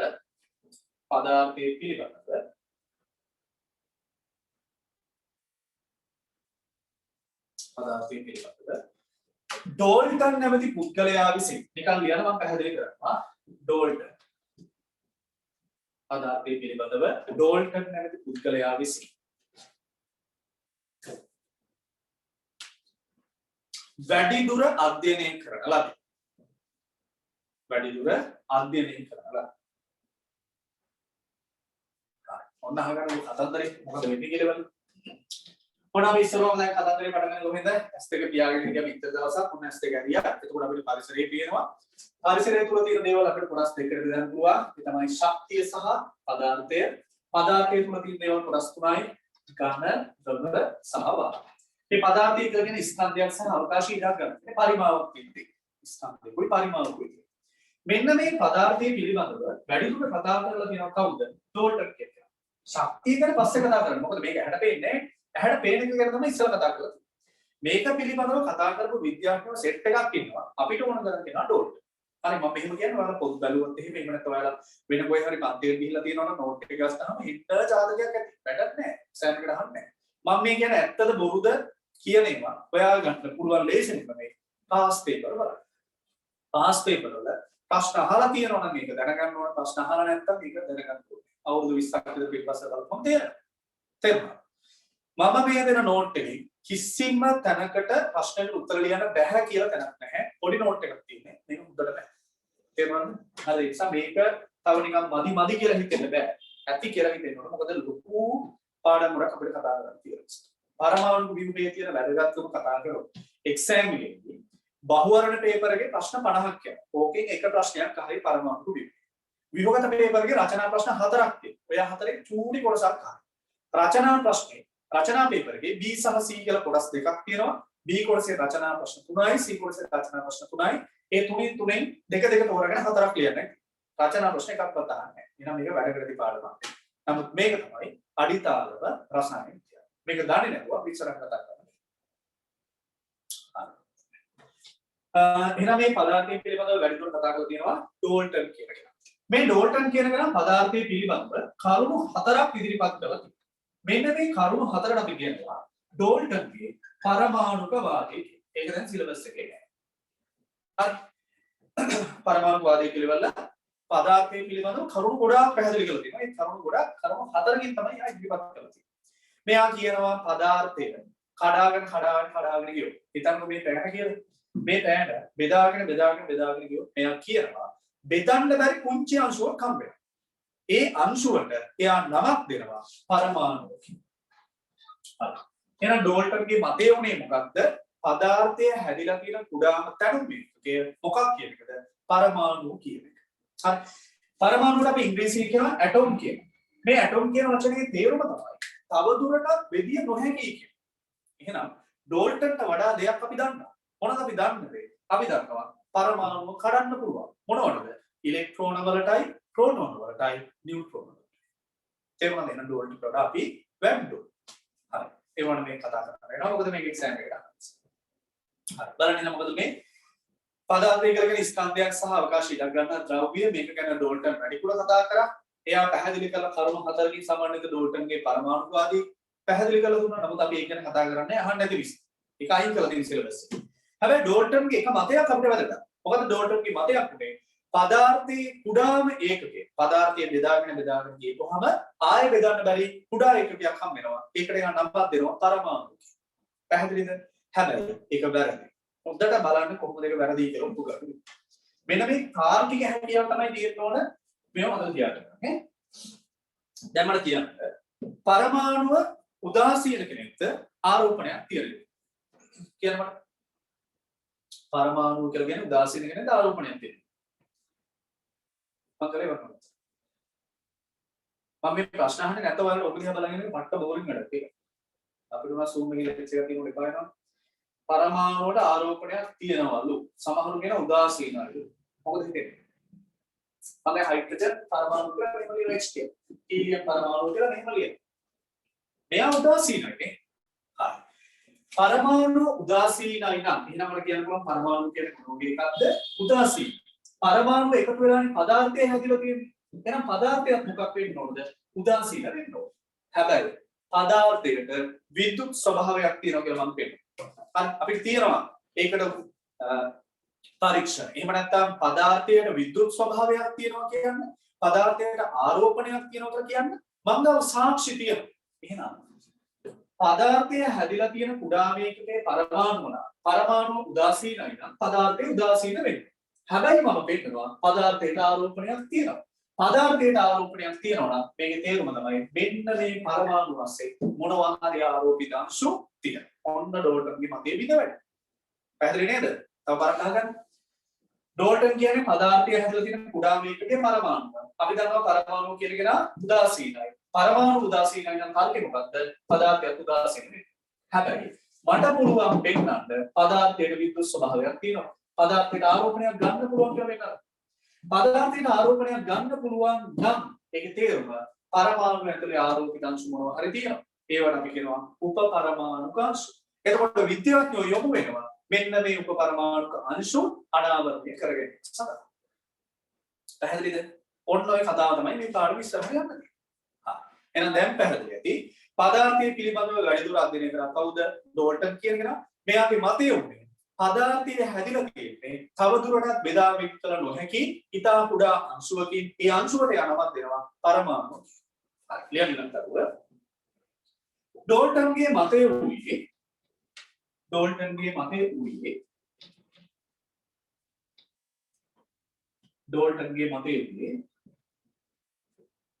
පදාර්ථය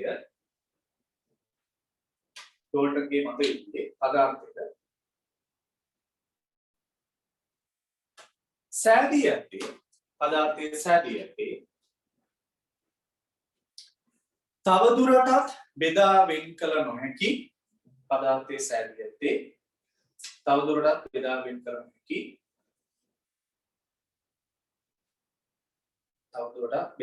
නොහැකි ඉතා කුඩා අංශුවකින් බවයි. තවදුරටත් බෙදා වෙන් කළ නොහැකි ඉතා කුඩා අංශුවකින් බවයි.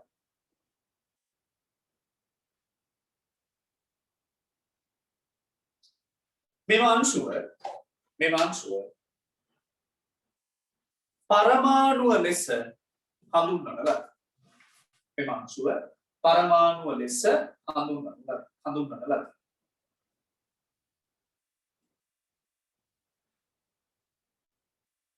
අංශුව පරමාණුව ලෙස හඳුන්වනවා. හරි එහෙනම් ඩෝරින්ගේ මතය උනේ මොකද්ද? පදාර්ථයේ කුඩාම තැනුම් මේකේ මොකක් කියලාද? පරමාණු කියලා. හැබැයි අපි කියනවා නෑ එහෙම නෙමෙයි. මොකද තර්කේ පරමාණු උදාසීනයි නම් පදාර්ථය උදාසීන වෙන්නේ. හරි. මොකද පරමාණුව නම් කුඩාම තැනුම් මේක. හැබැයි අපිට පෙන්වන්න පුළුවන් සාක්ෂි තියෙනවා. පදාර්ථයේ විද්‍යුත් ස්වභාවයක් තියෙනවා. පදාර්ථයට ආරෝපණයක් තියෙනවා කියලා පෙන්වන්න. එහෙනම් ඒක තේරුණා. පරමාණුව ඇතුලේ ආරෝපණයක් තියෙන අංශු තියෙනවා කියන්නේ. තේරෙනවද ඒ කාරණේ? මම කියන්නේ. උද නැහැ. මම කරලා උත්තරේ වන්න ඕනේ නැත්නම් වෙලාවක් ගන්න. තේරෙන්නේ නැතුව ඉස්සරහට ගිහින් වැඩක් නැහැ. මගේ මතය සාමාන්‍යයෙන් අපි තේරෙන්නේ නැතුව අකුරක්වත් පොතේ ලියා ගන්න. තේරෙනවනේ? හා ලියන්න. ඊළඟ කරුව පරමාණුව උදාසීන වන නිසා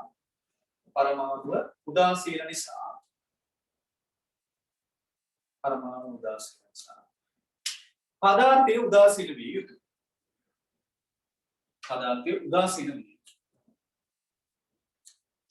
පරමාණු උදාසීන නිසා පදාර්ථය උදාසීන විය යුතුයි.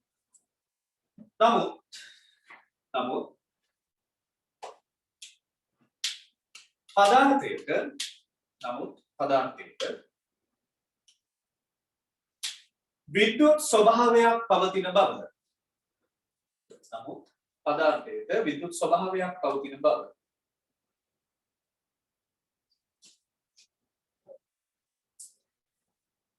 පැහැදිලි කළහොත් එහෙම නැත්නම් පෙන්වුවහොත් පදාර්ථයක විද්‍යුත් ස්වභාවයක් පවතින බව පෙන්වුවහොත් නිගමනය කළ හැකි වන්නේ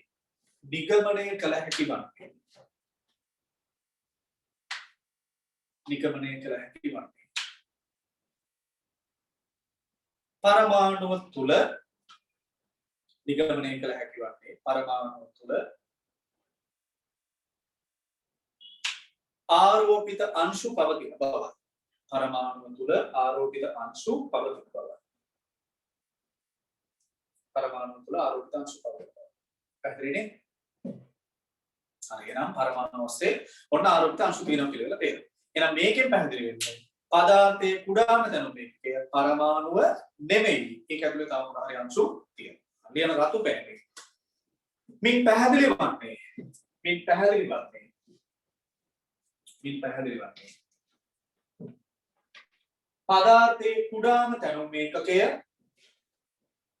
පදාර්ථයේ කුඩාම තැනුම් මේකකය පරමාණු නොවන බව.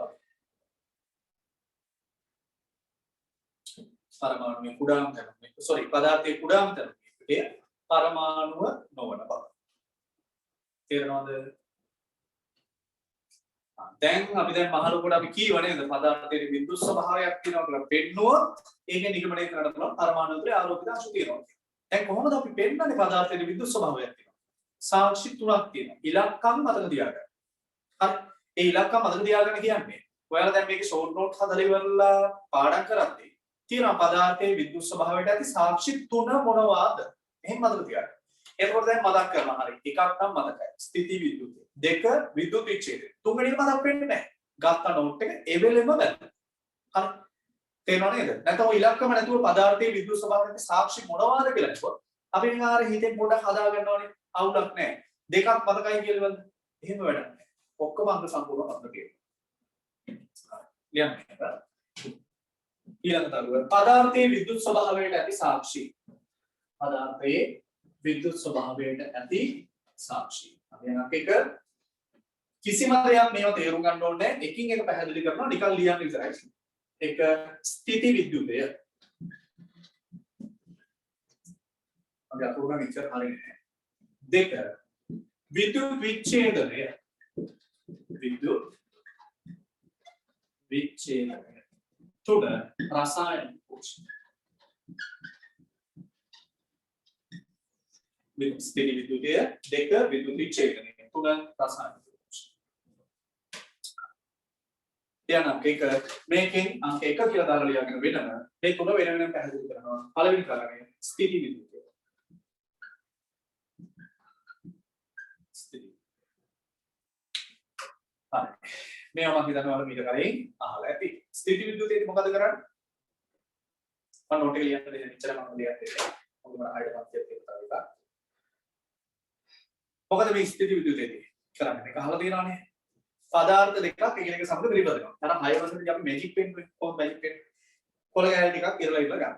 පොඩි පොඩි බාර නෝට් එක ලියන පුතේම කොළයක් කරගෙන කඩලා පොඩි පොඩි කොළ කැලි වල කඩලා ඉවරලා මේක මෙහෙම අතුල්ලා මුද කරන්නේ මේක අල්ලන් ගම මේක ටක් ගාලා වෙලා මෙන්න මේක තමයි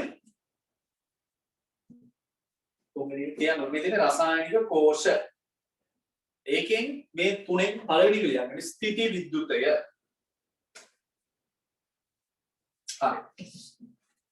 ස්ථಿತಿ විද්‍යුතය කියන්නේ මොකක්ද කියන එක මම මේ පැහැදිලි කරන්නේ ඔයාලා ඒ දවස්වල ඔය 6 වසර 7 වසරේදී වගේ පත්‍ර කෑලි ටිකක් අරගෙන පොඩි පොඩි කෑලි වලට ඉරලා මේ පෑන මෙහෙම උඩුවේ අතුල්ලා මේක ලං කරනවා මේ ටික ලං කරලා නැහැ. හරි. ඝර්ෂණයක් කරා. මේ ඝර්ෂණය නිසා මේ පදාර්ථයේ විද්‍යුත් ස්වභාවයක් නැහැ. මෙයාට විද්‍යුත් ස්වභාවයක් ලැබෙනවා. මේ ආරෝපණ ප්‍රතිවිරුද්ධව එක්කෙනෙක් දඩ වෙලා අනිත් එක රිනවොත් මෙන්න මේකේ හැදෙනවා. තේරුණාද? මෙයා දඩ වෙලා මෙයා දඩ වුණොත් sorry. ඒකෙන් සමග මොකද වෙන්නේ? විකර්ෂණයකට ලක් කරනවා. මෙයා නිසා මේ පත්‍ර ගැන විකර්ෂණය. හරි මේ විදිහට ඝර්ෂණයේ හේතුවෙන් කුඩා විදුලි ආරෝපණයක් නිපදවා ගන්න පුළුවන්. මේ ස්ථಿತಿ කියන එකේ තේරුම තමයි කුඩා කියන්නේ. දැන් ගෙදර කරන්ට් එක ගියපම පෑන ඇතුළලා බල්බ් එක ගාව තිබ්බම බල්බ් එකක් වෙන්නේ නැහැ. මොකද මේකේ විදුලියක් ගන්නවා නමුත් ඒක ඉතා කුඩා ආරෝපණයක්. තේරුණාද? ඒ නිසා ස්ථಿತಿ විද්‍යුතය කියලා කියන්නේ පදාර්ථ එකිනෙක පිරිමැදීම. ඒ කියන්නේ ඝර්ෂණයෙන් විදුලිය නිපදවන්න පුළුවන් කියන්නේ. මේ ඝර්ෂණයෙන් නිපදවන විදුලිය ඉතාමත් කුඩා ආරෝපණයක් නිසා ඒකට අපි කියනවා ස්ථಿತಿ විද්‍යුතය. ඒ කොටස ලියාගෙන තාම. එයා ස්ථಿತಿ විද්‍යුතය කියලා ලියලා ඒ කියන්නේ දෙය ඉන්ටර්නල් දාලා නැත්නම් අරුව දාලා මෙහිදී පදාර්ථ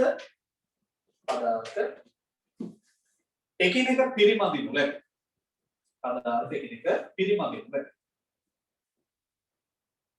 පදාර්ථ එකිනෙක පිරිමදිනු ලැබේ. එවිට එම පදාර්ථවලට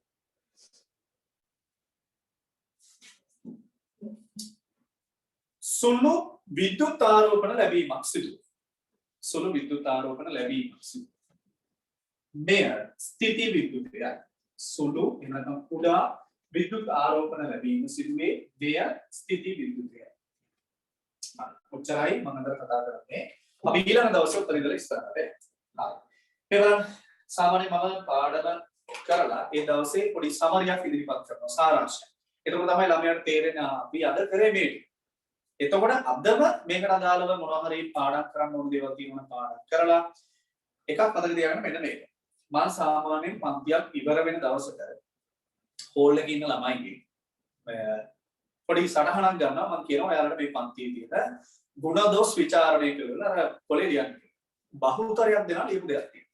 ලියන දේ තමයි හොඳට උගන්වන එක තේරෙනවා. ඒ නිසා අපිට ගෙදර ගිහිල්ලා පාඩම් කරන්නවත් ඕනේ නැහැ. ඔතනම තමයි වර්ධිත. තේරෙනවා කියන්නේ වෙන එකක් පාඩම් කරනවා කියන්නේ වෙන එකක්. තේරෙන නිසා මතක හිටින්නේ නැහැ. තේරෙනවද? තේරුම් ගන්න ඕන පාඩම් කරන්න. මතක හිටින්නේ. තේරෙනවා කියන එක පාඩම් කරනවා කියන එක පාඩම් කරොත් තමයි මතක හිටින්නේ. මතක හිටින්න නම් අංක එක තේරලා තියෙනවා. තේරුණා නැත්නම් මතක තියාගන්න බෑ. තේරුණාද? හරි. හරි. ඒ නිසා අද ඔය දැන් උගන්වපු ටික අදම පාඩම් කරගන්න ෂෝට් නෝට් එකක් හදාගන්න. අද අපි කතා කරන්නේ මෙන්න මේ ටික ලොකු හැඳින්වීමක් කතා කරලා රසායන විද්‍යාව ගැන මම දන්න දේවල් වලින් දශමයක් විතර මම පොඩි පැහැදිලි කිරීමක් තමයි කරේ. මේ අවුරුදු දෙක තුල අපි ඉස්සරහට යනකොට කියලා දෙන්නම් මෙන්න මෙහෙම කරන්න ඕනේ. පේපර් එක ගැන එහෙම කිසිම දෙයක් කීව නැහැ. ලකුණු ලැබෙන විදිහ ඒ සාමාන්‍ය මෙඩිසින් ගැන පුච්චාල් කරන මොකුත් කිව්වේ නැහැ. ඒ ඔක්කොම එක දවසක කියන්න බෑ කියලා මම කිව්වේ. මෙඩිසින් ගිහිල්ලා අවුරුදු 5මාරක් හිටියා. ජොබ් එක අවුරුදු 4ක් දැනටත් කරනවා. එතකොට එතන අවුරුදු 9මාරක් තියෙන අම්දකින් මට එක දවසක් කියන්න බෑ. ඔයාලා මගේ 10 වෙනි බැච් එක. එතකොට 10 වෙනි බැච් එක උගන්වද්දී ඊට කලින් බැච් 9ක උගන්වලා තියෙනවා. ඒව උගන්වද්දී තිබ්බද එහෙම එක දවසක් කියා ගන්න බෑ. ඒක ටික අපි ඉස්සරහට කතා කරමු. හරි. අපි අද කතා කරේ පරිසරය ගැන. පරිසරය තුල තියෙන දේවල් ප්‍රධාන වශයෙන් කොටස් දෙකකට බෙදන්න පුළුවන්. ඒ තමයි පදාර්ථය සහ ශක්තිය. පදාර්ථය කියලා කියවේ අවකාශ ඉඩකරන ස්කන්ධයක්. සහිත ද්‍රව්‍ය මේක කොටස් තුනකට වර්ග කරන්න පුළුවන් ගාන ද්‍රව සහ වායු. මේ පදාර්ථ ගැන වැඩිදුර කතා කරලා ඩෝල්ටන් කියන එක. ඩෝල්ටන්ගේ මතය උනේ පදාර්ථය හැදිලා තින්නේ තවදුරටත් බෙදන්න බැරි කුඩා අංශුවකින්. තවදුරටත් බෙදිය නොහැකි කියන තේරුම දීම සඳහා ඒකට ඇටෝම් කියලා නම තිබ්බා. සිංහලෙන් පරමාණු. හැබැයි අපි කියනවා පදාර්ථයේ කුඩාම තැනුම් මේකකේ පරමාණුව නෙමෙයි. ඒකට තර්කය ඉදිරිපත් කරන්නේ මෙහෙම. පරමාණුව කියලා කියන විද්‍යුත් වශයෙන් ආරෝපණයක් නැති කෙනෙක්. උදාසීන කෙනෙක්. පරමාණුව උදාසීනයි නම් පරමාණුවෙන් නම් පදාර්ථය හැදලා තියෙන්නේ. පදාර්ථයක් උදාසීනයි.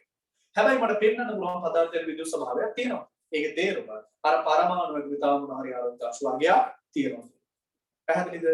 එහෙනම් ඒකට සාක්ෂි අපි තුනක් ක්‍රියාගත්තා. ස්ථිති විද්‍යුතය, විද්‍යුත් විච්ඡේදනය සහ රසායනික කෝෂ. මෙන්න මේක. හරි මේ තුන ගැන පැහැදිලි කරගෙන ගිහිල්ලා ඊට පස්සේ ඔය උපපරමාණු කෝෂ ඉලෙක්ට්‍රෝනය ගැන, ප්‍රෝටෝනය ගැන, නියුට්‍රෝනය ගැන පැහැදිලි කරගෙන තමයි ඉස්සරහට තියෙන්නේ. පැහැදිලිද? හරි මට කියන්න අද කරපු ටික තේරුණාද? ඉක්මන් කරලා කියන්න. හරියට මම කියන්න. පැහැදිලිද? තේරුණා. දිගටම මේ වැඩේ කරගෙන යමුද? පාස් පේපර් කරන්න ඕන මොන අවුරුද්දේ ගන්න කියලා අහනවා. කරන්න ඕන දේ තමයි ඔයාලා පටන් ගන්න 2020 ේ. තේරුණාද? ඔයාලා දැන් 2023 ලියන්නේ. එතකොට පේපර් එක දාලා දීලා තියෙන්නේ 2020 විතර. 2020 ඉඳලා ආපස්සට කරගෙන පුළුවන් තරම් කරන්න. උපරිම අඩුම තරමේ 2011ට එනකම් කරගත්තා නැති මොකද 2011 ඉඳලා තමයි නිව් සිලබස් තියෙන්නේ.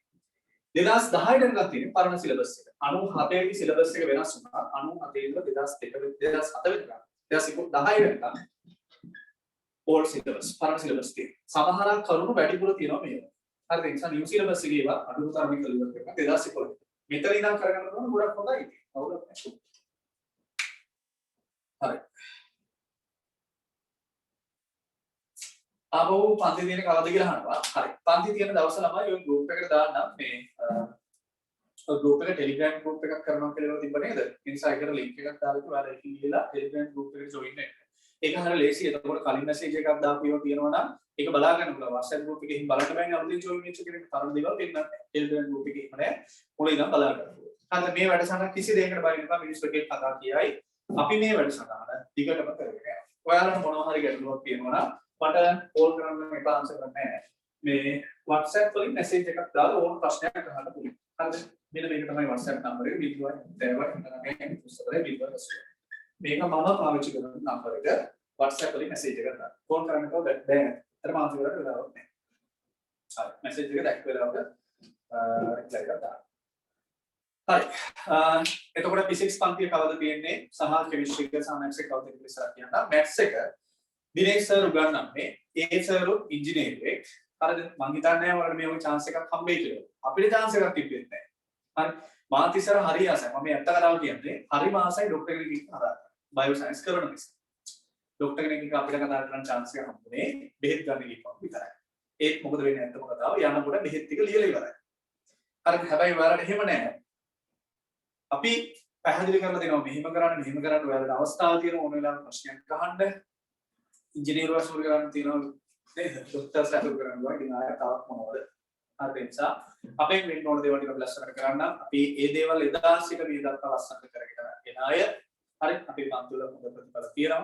දන්න අය දන්නවා. දන්නේ නැත්නම් ළමයිගෙන් අහලා බලන්න පුළුවන්. ඇත්තටම මේ කියන විදිහට මේ අපි මෙහෙම වැඩ කරනවාද කියලා. ඒ නිසා අපි ලස්සනට කරගෙන බයෝ එක මේ 30 ගණන් සර් හරහා වෙලා සම්බන්ධ වෙන්න පුළුවන් මම කියන්නේ ත්‍රිමාණායතේ අජන්ත්‍ය වල පැහැදිලි කරන්නේ කොහොමද කරන්නේ කියලා. හරි බයෝ පන්තිය ගැන තියෙන කොහොමද කියලා බලලා බලන්න පණිවිඩයක් දෙන්නම් ගෲප් එකට. හරි තාම මොනවද ප්‍රශ්න තියෙනවද? මැත්ස් එක තියෙන්නේ සඳුදා උදේ 8ට මතක කරගන්න එපා. සඳුදේ 8 වෙනි ගෲප් එකේ බලන්න ලින්ක් එක දාලා තියෙයි. ඒ ලින්ක් එක ගන්න ජොයින් වෙන්න පුළුවන්. බලන්න ගෲප් එකත් එක්ක නිතරම ඉන්න. මොකද ඒකට අපි දාන්න කවදාද පන්තිය ආපහු තියෙන්නේ. ඒ වගේම ඔයාලගේ පොඩි දවවක් කියලා තියෙනවා. දැන් අපි දෙවෙනි දවසේ ඊළඟ දවසේ පටන් ගන්නකොට දැන් ඔයාලට මේක තේරුණා නම් උගන්නපු දේවල් හොඳයි නම් අපි හොඳයි කියලා හිතනවා නම් අනිවාර්ය කරන්න බෑ.